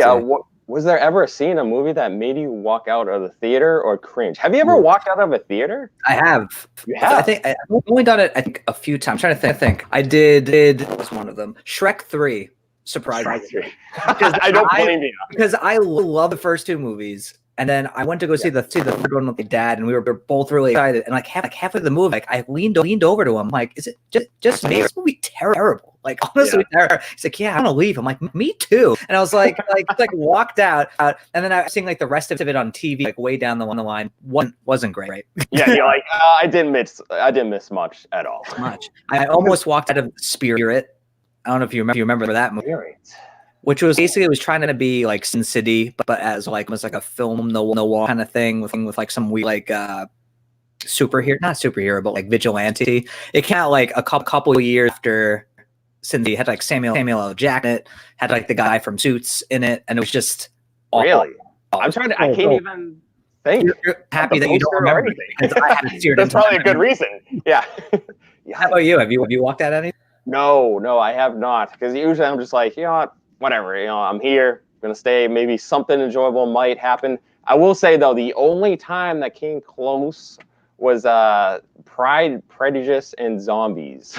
Never saw that one. No, I love zombies and everything, so I was like, okay, let me go check this out. And just watching, I'm just like, oh my god, someone. I thought about it. I was with my brother. I was just like, when is this over? Like, I never really thought about that with the movie. Sometimes they'll get to that point, but like not that far where I wanted to leave. I should have left Life Itself. I'll tell you that much. That was one of the movies I've ever seen in my life. Which one? Life Itself. Life Itself. It's with Oscar Isaac. I think who else is in it? I'm blanking on the other people in this movie. It had so many great actors in it, and it was the guy who did Crazy Stupid Love, and has done like This Is Us, like things I really like. And I'm like 5 minutes into the movie, I leave it to my sister. I was like, oh no. I was like, it's just the opening. 5 minminutes in. I was like, oh no. And I was like, that's not a good start. And she's like, yeah, I know. And then like 20 minutes in the movie, we'll both look at our watches. We're like, there's like almost an hour left this movie. Are you kidding me right now? And then just like ever since it ended up on Prime now, comments from like all these people who end up like really liking it. Yet the movie has almost like a 0% on Rotten Tomatoes, because I was like thank God I'm not the only one who fucking despises this. 0. Damn. But I guess there's people that I guess could relate to it. So good for you. It was painful. Damn, that's always the worst. Oh yeah. How about you, Burns? While you're in the band, the question was like, have you ever like walked out of a movie? No, I've come close. I feel like the OCD in me has like been like, I always say to myself, it's gonna get better. You know what? Just let them get to that third act. Let them get to like that point. They're gonna turn it around, and maybe it's not gonna be a great movie, but they'll pay it off. Is there a movie that like you've actually fit, but like in hindsight, you're like, yeah, we should have stopped watching it or left that theater? Okay, so here's an unpopular take. I hated this. I'm gonna get shit. Well, we'll say. I fucking hated Arrival. Oh, okay. Hey, look at Chatalbash. Oh, that hurts. That hurts. Okay. Arrival was the one that I was thinking about walking out on, and I don't know. It was just too. Look, I'll put it this way. I don't want to get too into it, but it was too good. No, I guess here's the thing. I give them credit for making a good movie. I found it upsetting on a personal level because it is a personal movie. There are characters that go through some stuff, and I guess it kind of just like pulled at the scab a little bit with like some stuff that was going on at the time of my life that I was like, all right, guys, they're really beating the dead horse with like this narrative and the whole. So it's kind of like odd because maybe it was like a little bit too close to home at time. Like, maybe. have you watched it? I just haven't really gone back to it. I haven't really seen it on demand and stuff like that. So Yeah. I know everybody loves it. I feel like it's like I feel it's a little overrated. I'm like, all right, well, I've seen. I don't know. Maybe I'll go check it out again. But. All right, here's a good question. Like, what's the movie that got like an insane amount of hype that actually like lived up the hype for you, or even so? It should have lived up to the hype, but didn't. Like what's the movie that like had so much hype around and it actually lived up to that? Ooh, got two from me. I would have to say Mad Max Fury Road. That was mine. Yeah. Like, oh yeah. Someone over here. Were saying. And then like 10 minutes into the movie, I was like, Jesus. Someone over here. I think mine would be Inception, which seems like an obvious one, but that was just it was amazing from the entire time. So I was like, yeah, this is great. I wanted to like turn back in and go back in again. I was like, this is the greatest movie ever. Yeah, that was the thing with with Mad Max. I walked out, I was like, "Yep, seen that again." The same night, I wanted the car going. I instantly to see it again. Then that was like immediate thought I had after watching that movie. Like, holy shit! Yes, thank you. When I was doing a pee break, did you guys say that you walked out on a movie? Well, I did. I on him the movie like I've only done it I think maybe twice in my entire life. It was like Shrek 3. And then there was one more. I feel like I'm blaming the other one. I definitely did it like one more time because it was just so. It'll come to me like in the middle. It'll be fine. Cry about it later, but it'll be all right. Once this ends, like it comes to you, like, oh, damn it! Absolutely. I'll be about to sign off, and then it'll hit me. Dave, did you walk out of a movie? No, I thought about it once, and Tusk was, I think, another movie.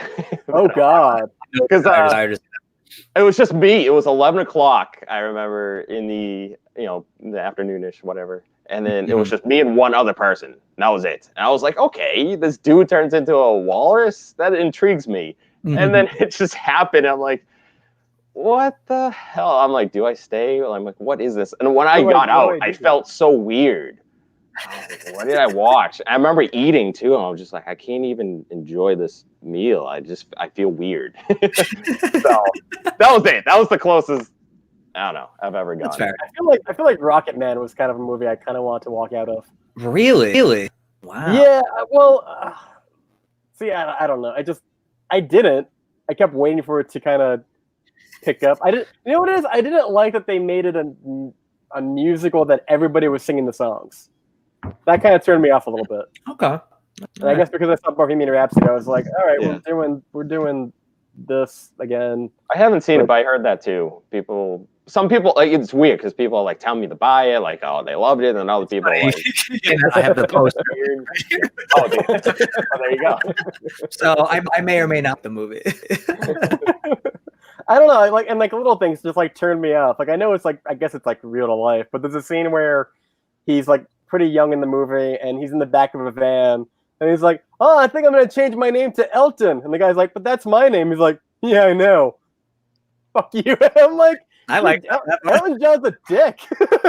So, like the thing is, like people that like Bohemian Rhapsody more, like they don't like. I felt like Rocket Man felt more suited for a person who was telling a story of. It felt more like if John made a movie about himself, this is what it would be like kind of like fantastical, kind of outside the box, and you know different. Bohemian Rhapsody and really I really like the movie, but I felt like it could have been much better if it tried to be a bit more different, like a straightforward kind of music movie. So I liked Rocket Man that it was like different and it was trying to do kind of like different thing when he's playing the piano and he's floating and all these like, but that's just me, you know. I mean, I can give you that, but I guess a lot of the times I just couldn't sympathize with him. I was more siding with like his agent or his friend. Really? I'm like, kind of like, I'm like, there were times I'm like, you're being a dick. Like, yeah, he was being a dick at some points. Like, I kept siding with like his writing partner. I'm like, this guy, like, I don't know. It's just, yeah. I mean, Frederick seems like a dick times too. And well, true. Okay, so here's the thing about Bohemian Rhapsody. I understand why some people don't like it. I know it's not accurate. I know it's kind of whatever, but they like life hacked it because that third act is like the halftime locker room scene in a football movie. Yeah, like they reworked it, but like it's like any football movie where like the coach goes in the locker room at halftime going, "All right, guys, we're down." He gives a big speech and they do it because the Live 8 stuff and the Aid stuff, like that's all reshuffled to make a good narrative. There's no fact behind it, but it's just a fun watch, I guess. And the whole Live 8 scene is just like amazing. So, but yeah, the first half of the movie, you're kind of like, well, there's some problems that you can kind of pick and choose. But like, what was like the best like audience experience you guys had watching a movie? Like the best audience for a movie we were watching that made the experience like way better. Get Out. Oh, okay, that's a good one. Wait, what's this? Get Out. No, the question. What was the best audience experience movie? Oh, Get Out, just because like I had a very diverse audience, and they were just like yelling and screaming to the like different shit that was going on. Oh yeah, it's always another one that was like the most like surreal audience experience would be like A Quiet Place, because you could hear a fucking pin drop watching A Quiet Place. That was one of the most frustrating ones because everyone and their mother opening a bag of chips or really okay, or you're hearing stuff chewing popcorn and you're like, oh, this was my nightmare. Yeah, I just got popcorn. I want to enjoy this. Yeah. So like, my viewing was different because in my viewing, everybody was really quiet, and I was waiting for like somebody to, I don't know, open a bag or something like that, and it was a full house, and it was like I've never seen like a surreal quiet movie theater. I'm like, oh god, it was terrible. Weird. I went with my sister, and it was towards the end of the movie. It was late. I didn't have dinner, so all of a sudden my stomach towards the end just goes. I'm like, no, no, stop, please. And my sister was like, were you hungry? I'm like, yeah. Just a little bit. Just a little bit. That's it. But the best one, though, I would have to say is The Visit. Oh my god. That's the Shyamalan movie? Yes. Yeah, have you guys seen it? Yeah. I haven't seen it. There's one scene. It involves with a diaper and or whatever, and everyone was just like, oh! So that was fun. That was fun to watch. So bye, Mizzy E. Thanks for stopping by. See ya. Bohemian Rap is okay. I think Unknown Flicks. What movie are you most disappointed in being canceled? Mine is A Quiet Place too. Yeah, that's pretty high up there just because it's supposed to come out now. A week before it's supposed to out, you cancel it. Right. I know. I don't know. Everyone had seen it. Like all the critics, like it's amazing. I'm like, great. No. Cool. Thanks. Yeah, well, I mean that's the thing. Like we didn't get like a trailer for like Dune and stuff like that. So, but I would say because A Quiet Place too, like you can almost touch it, and then they took it away. My most anticipated. The first one was my favorite out of that year. So I was like bollocks. I mean, don't get me wrong. I'd like to see like Wonder Woman 84 and Dune, and I don't even know what else is coming out. I feel like all is going to be like locked and stopped at this point. I feel like there's almost to be 20 movies coming out where like you're going to have like all. I feel like it's better for like A Quiet Place. Like some kind of shuffle to like September, October, because it'll be perfect for that movie. People are going to want to see something kind of spooky. Yeah. I'm hoping that Mulan, I guess, comes out maybe in the summer, like July or August, something when things maybe are a little bit better. And then I'm trying to think what else got canceled. What else did get canceled? I everything, dude. Everything is like Fast and Furious 9. That one hurt. That one like a year. Pushing it back a year. I was like, it's like wait for that. I was so sad. No. I'm gonna be on the outlier because I just watched Hobbs and Shaw on HBO or some shit like that, and I was like, this movie is bad. It's just so. But I liked it. Yeah, I mean, yeah, it's like I guess like your guilty pleasure. Yeah, that's like the. Oh my. Like, there's no sense of physics or The script writing is super lazy. There's nothing going. Oh, It's just hard to. And it's long. That you can easily shave 20 minutes to have Hobbs and Shaw, and it'd be a little Like bit once The tighter. Rock's like half naked, just going ho ho ho ho. I'm like, huh? Well, you could have cut that entire last act of them on the island, and it'd be fine. Oh my! I don't know. That's just me. And people keep mentioning New Mutant. That poor movie. That poor movie. I totally forgot about that. I legit one day I was like, what was that movie? It's like the movie. They should just make it video on demand. No, they should just put it on D+. Just do it. That's the only way people are going to see it. Like no one's going to see it if you release it in theaters. I think you know that at this point. Like you'll more views if you put it on Disney+. So I was legit thinking about that movie. Anyway, so. What is it? And then all of a sudden it popped up. Did you guys have any faith in that movie even being good anyway, or no? I was curious about it. It looked like it could. Right. It's curious, but like, is it any good? Curious where I was like, I want to like jump out and go to a theater and see it. I'd have waited till I was curious about it. But like the more they push back, I'm like, it's never gonna come out. Yeah, I saw one trailer and I was like, no, whatever. I can take it or leave it at this point. Well, I think it's funny because like Maisie Williams, who's the girl from Game of Thrones, looks like she's like 12 in that trailer, and now she looks like she's like 22 in real life. 2 years ago or something like that. Like they filmed in when did they film it? I think 2016. 2016? Yeah, and then I think it was supposed to come out in 2017, 18. They tested it, and then they went to go back to reshoot it, and then there was something else that delayed it as well, and then now we have this thing going on. So just imagine like the red carpet, like, hey, what's going on? Oh, so tell me, describe your character. I forget. God, freaking movie. It was in the mid 2000s when we filmed it. I don't know.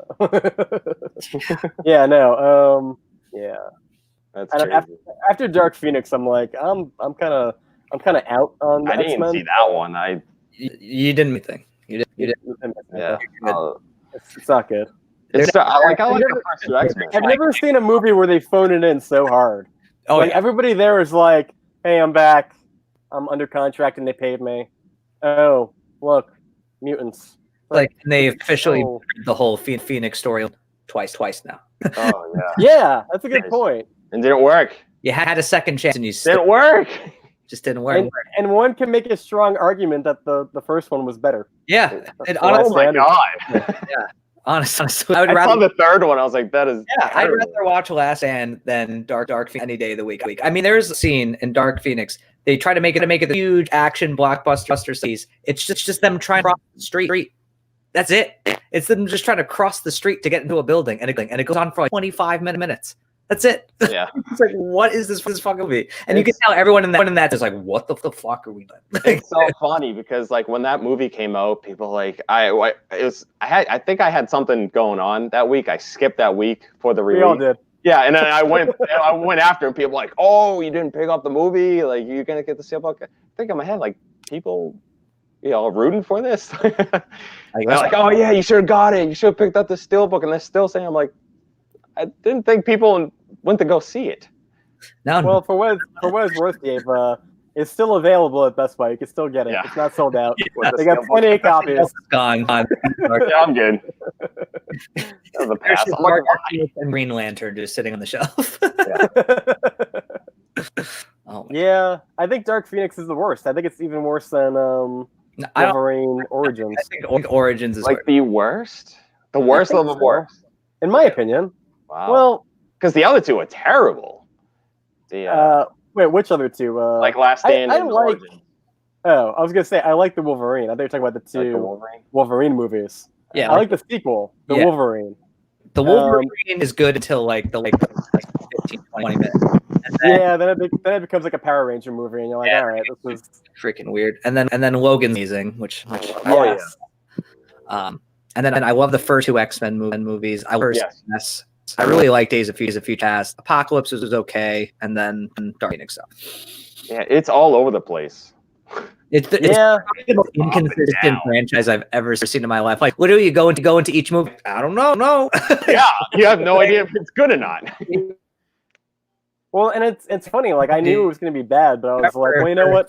It's got Fassbender. How bad can it really be? But no, it's really, really bad. I just feel like he tries, but It's just him and McAvoy, best part of like all movies, for sure. Right. But even they couldn't save that movie. Oh, They no. tried. They did try. yeah. Kind of. You know what? I'll take that back. They don't try. It was so disappointing. Like, Never mind.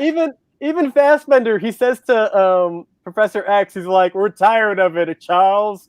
You say this, I say that." He's like, even they know. Yeah. It's almost kind of meta. Finally. Like they know it's like the same shit. One of the few points that's like, all right, at least he knows like where. Yeah. Look, you read minds, I pull metal things. That's what we do.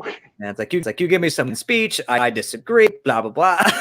Like, okay, great. I'm glad. They're like, thank you. Finally. I don't know. Someone gets Well, they changed it. They changed it because of Captain Marvel. Because Captain Marvel had an ending that was too similar to what they originally shot, so they refilmed it. Yeah, that's what I heard. So, I don't know. I don't know. I don't care. Yeah. I'm like, that was their excuse. That's what they went with. Yeah. It didn't matter. It sounds like it was crappy way before that. Let's see. DV. I can't say your name. It'll be a miracle if the New Mutants ever comes out. Let's see. What's the movie that's like your most anticipated movie of the summer if it does come out? I'm still in The Quiet Place because I imagine that's what's going to come out. I'm not overly hyped up about like the superhero movies the way I used to be. Like I'm sure like Black Widow and Wonder Woman are going to be okay. I'm trying to think like what else is even coming out. That's Yeah. like I was a looking big through the tentpole list. movie. I mean, I'm still in for the Christopher Nolan movie that's coming out. Tenet, yes, Yeah. that is probably my number one as far as most anticipated. It's giving me a lot of like Inception-y vibes, so that's why I'm like very excited for it. Like with like the music and just like the way it looks and like the weird like time like loop kind of like, oh, I'm in. Like you don't gotta fucking sell me this at all. Like you could have just the word on the screen. I'm like, I'm there. Like I don't care at all. But yeah, because you get to see Pattinson in an action movie, so that'll be like Right? for Batman, man. It almost feels like somebody said to him like, "Hey, Christopher Nolan, can you like take Inception and then I also like Memento because you're going backwards. Can you like make them into one movie?" And he's like, "Say no more. I got you." I mean, I'm glad that he's going back to like a little bit of sci. I like it. I like him when he's in, like sci-fi kind of stuff. Did you guys like Dunkirk? Yeah, I liked it. You liked it? I mean, it's one of those movies you got to see with like good surround sound or like theater because when I saw it, I think I saw it in IMAX. Unreal. Like the first gunshot went off. I was like Jesus. Like I jumped out of my seat. I was like, okay, this is definitely a movie in theaters because it's just like, so into it so quick. I think I know I saw it in theaters, but to be honest, I can't remember it very well. Yeah. I don't know why that is. Like I don't know. I love my war movies, like the ones I've seen, and I was like, yeah, it was all right. I can. Like if you put me on the spot and said, explain the plot points of Dunkirk, I'd be like, well, Tom Hardy's in a plane again. He's got a mask on again. That poor guy. Just always in a mess. I remember leaving the theater thinking that was a good movie, but I couldn't tell you. I was like, does Christopher Nolan think he's like not a good looking guy, or like, is this how this story? Or maybe he thinks he's good looking and wants to like cover his face. Like, what's going on here? It's gotta be a Tom Hardy theories, thing, yeah. because he's got Venom and Mad Max too, where he's also like obscuring as much as he can. The symbiote just covers his face, like Yeah, it's just that. We are Venom. I don't know. Well, that's another one, right? Wasn't that Venom supposed to too. come out in 2020? That comes out this Or year. was that 2021? I can't really remember. I think it is this year, actually. Yeah. Yeah, I think I saw that. Did you guys see that photo of Woody Harrelson with the red hair and the jacket? Yeah, it's gonna be fun. I think. I looked at that and went, "This is the card you want to play." I'd be like, "Listen, look at this photo. We put it on the internet. We're gonna set the internet on fire." Really? That was your play? Like, yeah, at least was weird. His hair looks better. I'll put it that way. I It guess. looks so fucking weird in that post-credit scene. Someone put this wig on and was like, yeah. Like, just like he's a little too old. yeah, it's Like just Carnage. Like that's the Carnage, the Tom Hardy character. I don't know. I mean, I've always wanted to see not only Venom movie, but like Venomverse Carnage. So I'm just hoping that it pans out because I've been wanting this for long. That I have hope. I'm going in optimistic. So I mean, what are your hot takes on Morbius? actually, kind of forgot that was coming up. Yeah, I'm not gonna lie. Exactly. I'm like, oh, I was thinking another pretentious Jared Leto movie. I can't wait. It's like it should have came like 2003. That's what it looks like. Right? It looks like it came out era. In between Blade 1 and Blade 2. Yeah. There should have been Morbius. It's strange. I was thinking of the other Spider-Man villain, the one that he's Vulture? Hunter. The Craven? Yeah, Craven the Hunter. Craven? Yeah, Craven the Hunter. I was thinking him the whole time. I'm just waiting. I'm like, what does this have to do with anything with Craven the Hunter? I think that's the one they're doing. Morbius, he's the vamp. Oh, I'm like, I'm really slow right now. God. And then I rewatched it again. I'm like, yeah. Oh, because I was about to say, Mike, when is he going to actually become like grotesque looking? And I was like, okay, he takes this thing. So like, how does this work? Yeah. And all of a sudden, I was like, okay, now, okay, like that last shot of him as him, I was like, all right, that's dope. Like I like that. But the rest of it was very like 2000. I'm like, I don't know. It's like very bloodshot. I was never a huge fan of Morbius. To be honest. I mean, he was a cool like side character. I didn't think he deserved his own movie. Whole movie. Exactly, because people loved Venom. Like I love Venom. Yeah. He's like one of the greatest, superhero villains ever.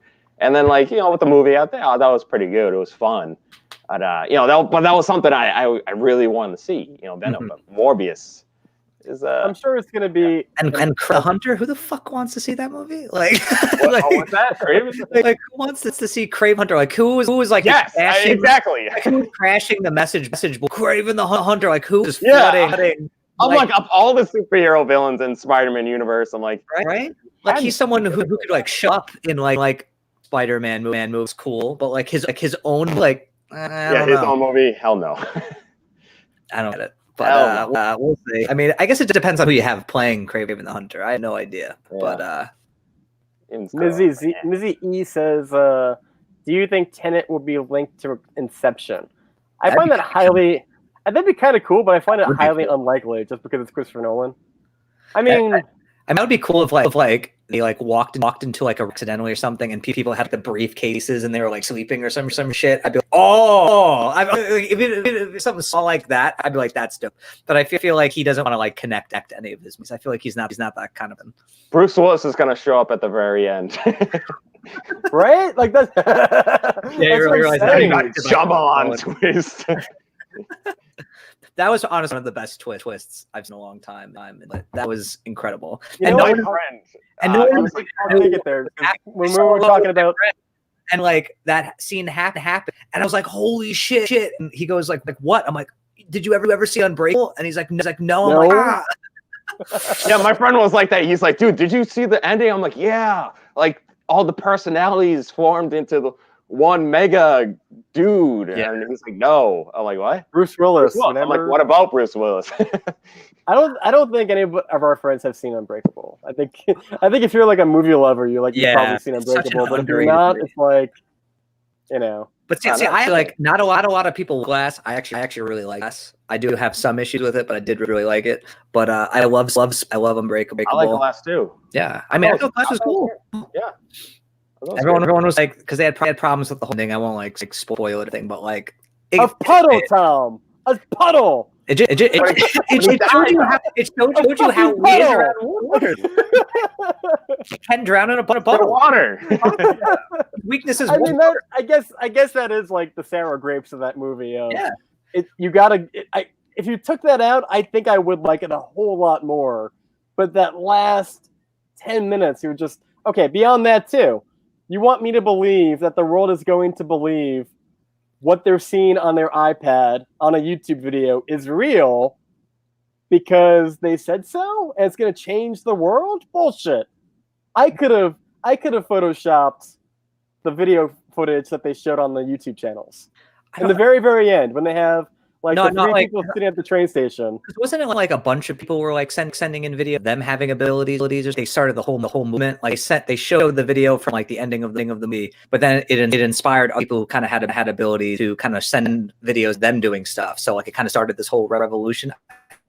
See, my memory of it was the three remaining characters were at a train station and they had footage of like Bruce Willis bending the beam, and they were like, we just hit send. Now it's on YouTube and the world knows. Nobody would believe that video. They'd be like, it's a prank video. That's bullshit. It's like, it's easily explainable. There's no way you're gonna go, this is real, this is right? I've seen like those. It would be like on an episode of like Collider Crew, where like they'd be looking at bad special effects. Like I don't know. To me, the whole movie kind of and then that whole secret society. I'm like, all right. Actually, I like the idea of the secret society. It could have been handled a little bit better, like cooler. But like I do the whole idea of like this organization kind of hunting these people. Like I like that idea. I just felt like her walking into that little bar and being like, "I'll take care of this," and like how they could like shut down the entire bar and like people just don't know about them. I'm like, bullshit. Spider-Man. And they didn't. It was all payoff and no build-up. They didn't lead into it. They were just like, "Oh shit, we have to write this in." Dude, that's the thing. I kind of liked how it wasn't over the top, like a superhero movie. Because when he was running, when he was running to the city, I was like, "Oh geez, here we go." So he's gonna go in the city, cause havoc, and they're gonna have a team up. I like that word where it ended up just being like a small scale thing. It was just simple. It was just right there. I was like, wow. It's right here. Like, please don't become like this big budget, stupid CGI fest right now. And then I was like, great, it's just battle here. I'm like, there you go, that's solid. Yeah, I appreciated that. I was like, that's different. I liked it. I think the other day, like, do you guys like have like Funkos, like those like funk dolls things? Yeah. The Funkos? Yeah. The other day, I found what's the cat, like the personality that he plays? That's like the little. Like the one James McAvoy plays, is like, you know how he's different personalities, like, and one of them is like the little kid. I forget like the name. Oh, Patricia. It's not Patricia. Patricia's a woman. It's not Patricia. Oh, the kid. Yeah, I forget. I know what you mean. Yeah, but I found that one, so I got it, and it's just like him like doing like peace sign and like the hoodie or whatever. I'm like, I have to get this. It wasn't Bruce Willis in a puddle. I'm sure someone would make one. Oh my god. I don't know. I mean, if push comes to shove, I'd rather just go rewatch Splice.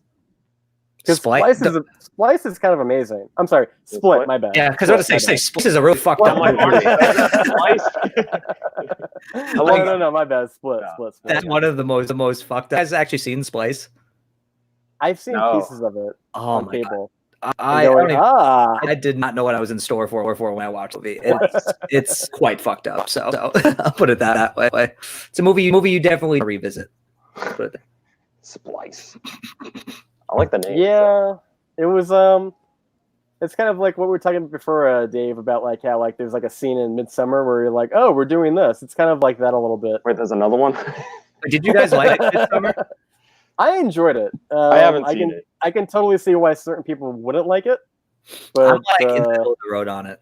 I thought it was fine. Like I didn't think it was as good as the hype made it out to be. Everyone, this is an incredible movie. Like this movie's way too long. First of all, it's like almost 3 hours, and it's very slow moving. I don't mind slow moving if you got like a really cool payoff, but like it just like by the end of it, it's like this is a little bit pretentious, just a little bit, like it's a lot of bit pretentious. Yeah, it's just like it's a movie where like artsy film nerds are gonna like love it beyond like just slow it down, just really get a bucket of tissues out and just go to town. And I don't get that. I don't know. I love my 90-minute movies. Like Hereditary, amazing. I love Hereditary, but Midsummer was fine. I heard that too. I heard people like kind of mix on both of them. Like some people say Hereditary sucks or it's great in Midsummer, and sometimes you get people who like both. It seems to be diverse on those certain kind of films. I feel like with those movies, I give them a lot of credit for doing a lot with very little. Like as far as like the way that they craft it, I give them credit. But do I want to go back and rewatch it again and again and again? No. No. It's a good one-time watch and then you're done. I mean, like do you think that Us is better than Get Out or vice versa? I would rather watch Us, in my opinion. See, I love them so much. Like that's a good double feature in my book. Yeah, I love them. I'd watch them back to back. Yeah, I love them.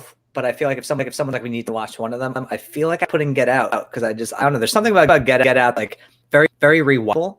where it's just it has like such great entertainment value, and like I remember the audience I saw it like was so great, and like such a crowd pleasing movie, and it's so much fun. Yeah. And that's just like super dark and fucked up, but it's also really fun That's too. why I like. Like, Oh, and I yeah. feel like like there were a lot of people who hated the movie for this or the other. They felt explained too much. Like it didn't have enough questions, but like I just thought it was just so different and cool. And I was like, I mean, here's my take on it: is that like I wonder if I would have liked Us more if it came out before Get Out, because once you see Get Out and go into Us, you're kind of like wise to the act on what Jordan Peele might pull on you.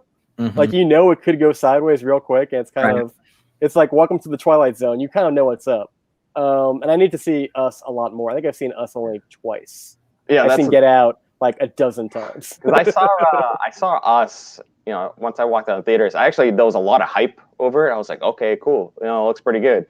And then I walked out. I was kind of actually just a little disappointed. I was like, it was okay. It wasn't. I felt the humor took over in certain areas a lot more than I expected. And then but then like YouTube videos came out like, oh no, this is what this means, or no, or this that. So I was like, interesting. So I went back and watched it again. I was like, oh, okay, it makes a little more sense. I kind of dug it a little more. Then the third time, I actually couldn't wait because I'm listening to the soundtrack. I thought it was awesome, and like even the scenery, like the third act, I thought when I first saw it, I thought it was okay. I was like, what is this? I'm like, why is he doing this? But the third. I loved it though. The second time I watched it, I go, that's my favorite part about the movie is the third act for me. Yeah, I'm trying to think like what was like the like what's the movie that like when you first saw it, like you really hate or just didn't like it, but then like years later you watched it again and again and you're like, okay, I love this movie. I feel like that's happened to me actually. I would say mine would be Interstellar. Really? I feel like I have to rewatch that movie because I think I've only watched it once and I was like, okay. Because the same thing. First time I saw it, I go, what is going on? No, I walked the movie and my head was like, geez. Like, I was like, what did I just watch? I don't know if I like it, if I love it. I don't know if I think it's okay. Yeah. And then, all right, one day, go back and watch it, and I still have.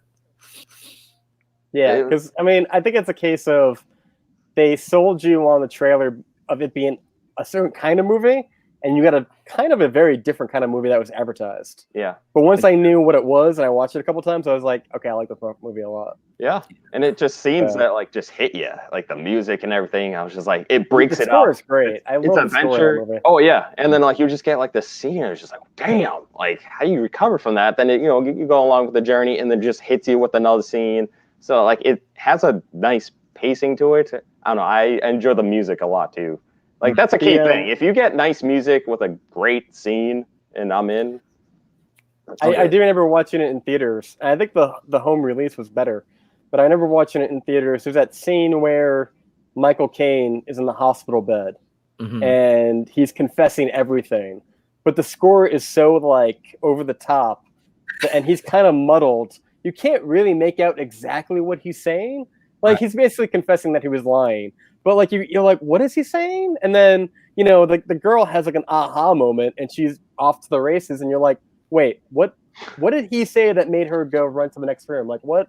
She has no idea. She was just like thinking of other things. and I didn't know. Like he's like crying.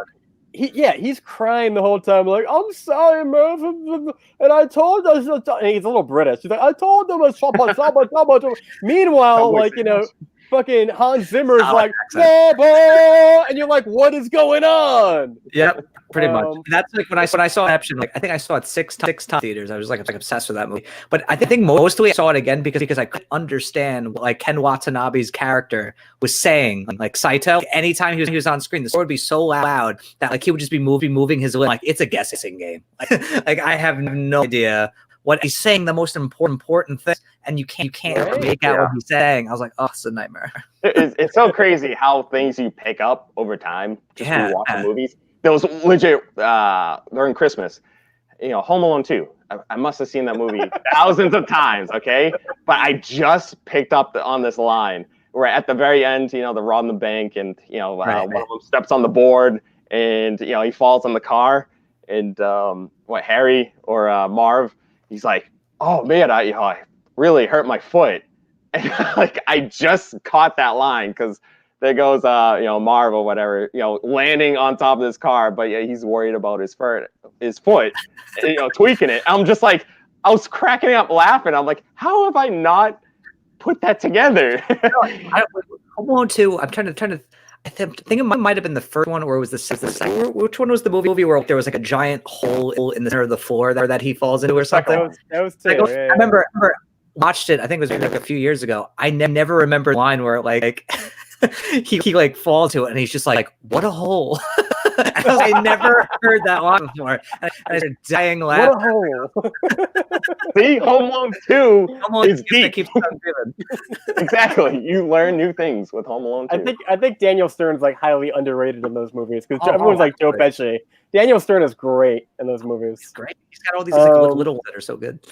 I think because Dave, you were talking about like something that you pick up on second time around. You don't see right away in the first movie. The one that is like notorious for me is in Die Hard, because there's a scene where he's in the shaft, he's crawling through, and he's doing the whole, he's got the lighter, the whole bit.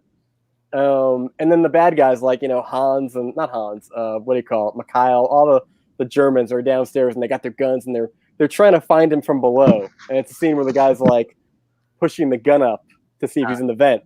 But the scene right before that, they're checking the rooms below where the vents are. And there's one German guy who runs in the room, and I shit you not, you can go watch it again. He opens the door, he's got his machine gun, and he's looking up, and he's tracing along the very thin water pipes. As if John McClane could be like in the pipes. Like they're that fucking thin. Like there's no air vents in this room. And he's like he's so serious about it. He's like, Go watch it again. Go watch it again. Go watch Die Hard. When he's in that fucking vent, I'm like, what is going on? I think I've seen Die Hard. You're a hater. Yeah, me and Tom are like, we would do that. Honestly, we had no problem with it. Like, yeah, he's we would check underneath the rug. Like you were just going through the whole scene. I'm like, yeah, he could be in the pipes. Like, what? Yeah. You gotta be cautious. I don't know. It's like one of those things. Like once you've seen it, you can't unsee it. Yeah. See that, or like there was someone who put like in a video where like they were bringing down like fight sequences. There's one scene I think in the Dark Knight Rises where there's like a rooftop fight scene with Batman, Catwoman, and like a bunch of goons or whatever, and they're fighting, and like some people are getting knocked out, but there's one guy who was supposed to get knocked down but never did. So you just see him in the back, and he literally just knocks him down. Batman is so powerful. Yeah, so powerful. He would have just like forced him down. Just he was just like, you know what? I don't want to get punched. I'll just take the hit. Yeah, and if I saw Batman kicking ass, I'm like, yep, I'm out. Yeah, and apparently that happened in The Last Jedi too. Like pointed out, like there's one like red guards that during that like fight scene like Kylo Ren and that like he was supposed to hit, never did. So he just sucks himself out. But it's like everything's happening so fast, you just don't notice it. But once you see it, you can't unsee it. Yeah. That's hilarious. Yeah. I don't know. I mean, I give The Dark Knight Rises a pass because every Batman who's ever played Batman has said like, I can't see, I can't hear, my visibility is kind of shit. I'm doing the best I can to move. But Kylo Ren, I don't give Adam Driver a pass. I mean, come on, dude. But like that's like the one gripe though I have with like those Criminal and Batman movies. I love those movies, even the one despite its flaws. But like the thing I really don't like about those movies is that like the hand-to-hand combat so slow and sluggish that like you just think like Batman could get his ass kicked if he's moving that slow. But every punch is like the slow moving thing. Like it takes like 10 seconds for him to throw one punch. He would get his ass whooped at this point. Christopher Nolan's filming it like it's all badass. I'm like, no, like Batman needs to move faster. Like be moving like Ben Affleck in Batman versus Superman. Like that's how Batman should move. Yeah. All right. Like I'd love to see a bad guy. I'd love to see a bad guy like run up behind Batman and just like grab his cape and yank it, and he goes flying back. Right? Capes. Because he can't see what he's doing. Yeah, one guy just. We got him. One guy just steps on the cape. That's all it takes. He's like swinging, like Yeah, cape's not an idea. Oh, There's no purpose. That's what happens. I broke my chair. It's what happens. What do you guys think of the new Robert Pattinson getup? The suit, the cowl, the it's very meshy I like don't the know. fact that bat symbol is made out of the that killed his parents. That is really cool. Is that legit, or is that they still Confirm okay? Which is really cool. I mean, he looks good, but like I need to see it in action. One's like all these set photos or something. I'm like, yeah, exactly. It could be anything. You it's know? like it could look so good in, like the trailer, like the movie itself. Like I'm not gonna judge it based off of like blurry ass set. All right. Do you guys want that to be like the prototype suit, or do you want that to be like the legit suit? I mean, if Either way. I'm not gonna have an issue with it. I like that it's different. You know, it's not trying to copy anything. So. Well, I guess like 5 bat suits later, you're like, what do we do that's new? Like, what can we do that's different? So many. Man. I wish Ak actually had like a chance to be in his own movie because I think it actually would have been good. I agree. Yeah, That's what I want. they should have opened with that instead of It doing what sucked. they did. But whatever. It happens, you know. It was so good. They should have got him right before his drinking days, right before it could have. Oh, it's so perfect. This is like intimidating Batman. It was great. He was an awesome Batman. Like, actually, really liked him as Bruce Wayne and Batman, and like, I was like, sick. He's gonna have his own. Awesome. And then apparently, like, he just like wasn't feeling it anymore. So he's like, let me just pass it on. Like, this sucks. You know what's funny is like I thought of what you said before. Like, what's a movie that you like that nobody likes? I enjoyed Daredevil. I know everyone hates Daredevil. It's not. It's been good. Look, I'm not saying like it's studio right down here. Rough, man. Rough. I thought we were getting along so well. We were doing so good. It is so cheesy that I enjoy it. Like, I don't enjoy it in like this is art. I'm like, this is so over the top. What? Have you seen the Netflix Daredevil? Oh, that's amazing. Yeah, that's what that's like you see but that. You know what it is? Like it's the best way to put it is like if you could think of like The Dark Knight and Adam West Batman, it's like it's the same thing. Only Netflix, campy as fuck. You know, what do you call it? Ben Affleck as Daredevil. Yeah. It is so bad. I think they could have done. It's just I think I remember the villains were just awful in that movie. You know what? Bullseye was honestly the best part of the movie. Because Colin Farrell was the only person who knew what movie he was in. Like it was like everyone else is like taking the super seriously, and he's just like fuck it. I'm just gonna be goofy. I'm gonna be super weird and kind of crazy. And then he was like, I'm Kingpin. Yeah, not a great Kingpin either. Yeah. Sorry, guys. I've only seen it like once, like, a long time ago. I don't even know if I've seen the whole thing, to be honest with you. I remember it was on like I think like a few years ago. It was on like FX or something, and I was like, you know what? I haven't seen this in so long. Let's just see what it's now. And I think it was like Dean where like, he's battling like Elektra on like the playground or whatever, like showing off his. I was like, God damn, this sucks. I'm like, I feel like I regret this choice. I'm just sitting. I'm gonna fight you with my cane. But it's like a car that can't look away. Like it's just like oddly fascinating. That's the thing about it. Like it's so bad, but I can't stop watching it when it's on. Like Elektra is bad. I don't really even remember Elektra and all, or the Wolverine. Those movies are just god awful. But there is an enjoyment factor to the original Daredevil that I don't know. I don't watch it all the time. It's like once every 5 years it's on cable, and I'm like, yeah, right. You watch it yesterday. Hey, look. We're in lockdown. Okay, I'm doing what I got on Facebook, Instagram, and Twitter. You tagged me. I said, Dave, you would be a great Daredevil. I remember like when Wolverine, like the origins, a horrible one came out. I remember before the movie came out. You remember like the leak of the movie where like that copy got out, like that unfinished copy that everyone had seen before the movie even came out. So like I got to see that copy. I just remember it was so finished where like there scene where they're fighting and there's like a truck of wood or whatever, and he like throws it like on top of that truck. You just see a shot of like Wolverine being thrown, and then it cuts like a computer rendering of like this weird just rolling across like wood. So like you're not even seeing complete action sequences. You're seeing like a computer simulation of what it might look like. So I'm like, all right, well, hopefully the movie's better. It wasn't. That's how bad. I was like, I can't even remember that scene. I just remember, he was on the motorcycle and he had the claws and he turned the motorcycle. That was it. I just remember the scene in the bathroom where he's looking at the bad CGI claws, and they're so bad. They're so bad. I remember my girlfriend at the time, like we got out. She's like, "Oh yeah, I thought it was pretty good." I was like, "Yeah." I'll take your word for it. Yeah. Like, give it a day. Give it a day. Yeah. God. I was like, yeah. Yeah, there's people out there that still really love that movie, and I'm like, good for you. Good for you. It makes you happy. Yeah. I think my only takeaway was like, I feel bad that Levi Shriver. I thought he could have been a decent character. No, he was But great. Right. Like I liked if they brought him back in Logan in like a small cameo, I'd be like, okay. Yeah. But the movie itself is just so bad. I mean, well, you got Deadpool in there. Don't forget Deadpool, guys. Yeah. Yeah, of course. I feel like anyone mentions this movie, I start hearing like helicopters. I'm just like, and I'm back. Oh my god, Deadpool.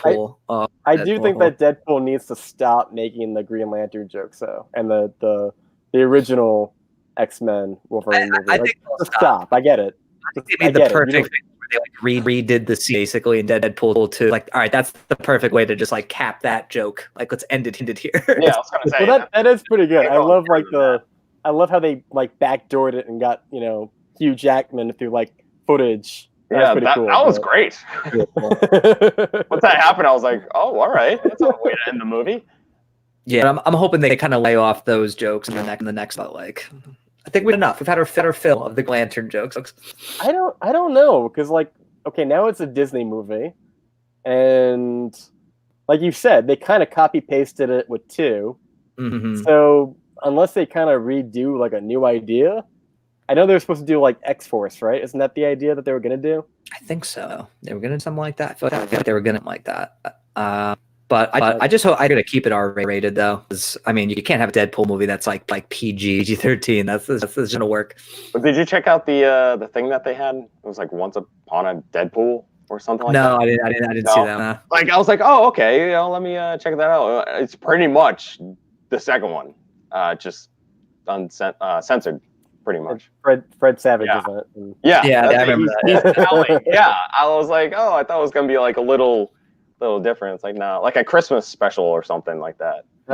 Yeah, no, the one funny joke is like the Nickelback joke, which is in all the trailers, and I actually saw it on HBO. I guess they had it like very briefly. It was on HBO, and it's the same fucking movie. It's like, how can we milk it? How can we get kids to watch this movie? Yeah, it's legit. Same. I don't know. I enjoyed Deadpool 2. I'm not gonna rush back to it, but it was fine, I guess. I love the second one more than the first one. I have a debate all the time with my girlfriend now. She loves the first one. I love the second one. I'm like, I enjoy both. I feel like I may like the first one a little bit more because I felt like it felt like fair at the time, like where the second one felt like it was kind of making a lot of the same jokes. But I do love them because there's some jokes in this one that are fucking amazing. Like it's just like, especially towards the latter half of the movie where he's dying, but he keeps thinking he's dead. He like keeps coming back to life. This is gold. This is absolute gold. Yeah, I mean it's kind of like a rehash, but I do love Cable way more than Ajax or Francis or whoever the villain was in the first one. Ajax. Yeah, he was very one note, kind of like whatever. But that's what I said. I go Cable. Yeah, Cable. Actually, I was surprised by him too. I was like, "Oh, I'm really enjoying his character in this movie." Yeah, that was the year. That was like the year of Josh Brolin. It really was. Freaking that. And now where is he? Yeah, I don't know where he's been. He's gone. He's gonna be in, right? Yeah, he's gonna be. He's counting his money. Yeah, probably. He's on a little farm, and there's a little scarecrow, and he's counting his money, and he's having a good old time. Yeah, that's it. But all right, there, fellas. I gotta get going. Yes. Same here. It's 10 o'clock. I didn't realize it was 10 o'clock. Yeah, I gotta go to bed. Yeah, I still got guys. Thank you both for coming on. No problem. I hope you both. Yeah, it's good to know that you guys are doing well. It's good to see your faces. Nice to meet you. Right. Yeah, I know, Tom. Thanks for first time doing this. Dave, buddy, I'm glad to see you're doing all right. Yeah, you guys as well. If you guys want to find these guys, Durant Cinema, where you can find Dave Durant, and then Tom Chatalbash is on Chatalbash Reviews, which I want to bring this up really quick because you got the original channel, which is Tom Chatalbash. That's the old channel, yeah. Which is super easy to find. The new one is like a nightmare to find because I love your channel. Yeah, they don't like your channel. So this is because I really want people to go to your channel. So this is what I tell you. It's called Chatalbash Reviews. And when you try to Google it in the search engine for YouTube, sometimes it doesn't pop up. But if you go to Tom Weird. Chatalbash, he's got a video talking about the new channel, and there's a link that goes to it. Yeah. So go through if that, anything, go to the new channel, and then obviously subscribe to it. Because, if Appreciate you're it. subscribing it, ring that bell, because Tom Chatalbash, I know we didn't really talk about you too much, before your 10 years of doing this. Tom Chatalbash has been doing this for 10 plus years. Wow. It's been a while. It's surreal. It is so surreal. And you should definitely go check out 10 his years. channel. 10 years. 10 years. And you guys are both on Twitter, right? Yeah, just my name. That's my username. And then Durant, what's yours?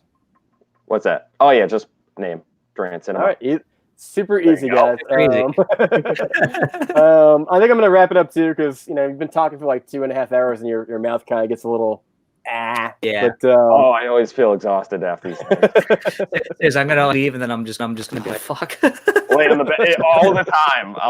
My chair just freaking broke. I have a fat ass now. This is what happens when I get to stay home. I just way too much junk in that trunk, dude. You got to work on it. I had to go for a run today. I'm like, I can't be inside. I need to actually move. My body is going into like atrophy. This is awful. No, man, you got to keep active, man. That's key. All right, guys. Thank you so much for watching. Thank you, Tom. Thank you, Dave. I'll see you guys around, and be safe out there, guys. Wash your hands. Yes. Keep watching the movies. All right, guys. Bye, Tom. Just you and me, Dave. See you, Burns. The OGs. That's right. Which is not true. Chatalbash is the OG. Yeah. Are you still gonna do? What are you gonna do with your steelbooks? Are you gonna like order them to your house, or what are you gonna do? I'm not too sure, to be honest with you. I know that's the thing. I pre-ordered the Jumanji and just I don't know, just see what happens at this point. I think I don't really care about Skywalker that much, but I really want 1917. I might just have it sent. That's right. Does that come out? That's the following week. Oh, so I think I'm just gonna have it sent to my house, and then I'll just take it out of the mailbox with like a Lysol wipe and just wipe that shit down. You know what I mean? I know, right? Yeah, exactly. That's the only way to do it now. It must be mine, Dave. Yeah, that's the only way. That's it right there. So I know it's crazy. But yeah, man, it's good seeing you again, bro. All right, you too. I will see you around, and I don't know how to end this. Thank you for having me. Appreciate it. Yeah, absolutely. We'll do it again sometime. All right. Maybe next time I won't have these logos and shit. What was it, like StreamYard with the duck? I don't even fucking know. StreamYard with the duck. Love it. All right, guys. I'm going to end the whole chat. So thank you for watching. Be sure to subscribe to both me, Dave, and Chatalbash. And we will see you next time. Nice. Hey. Adios. Nope. Why did you? There we go. All right, guys. You just got burned. See ya.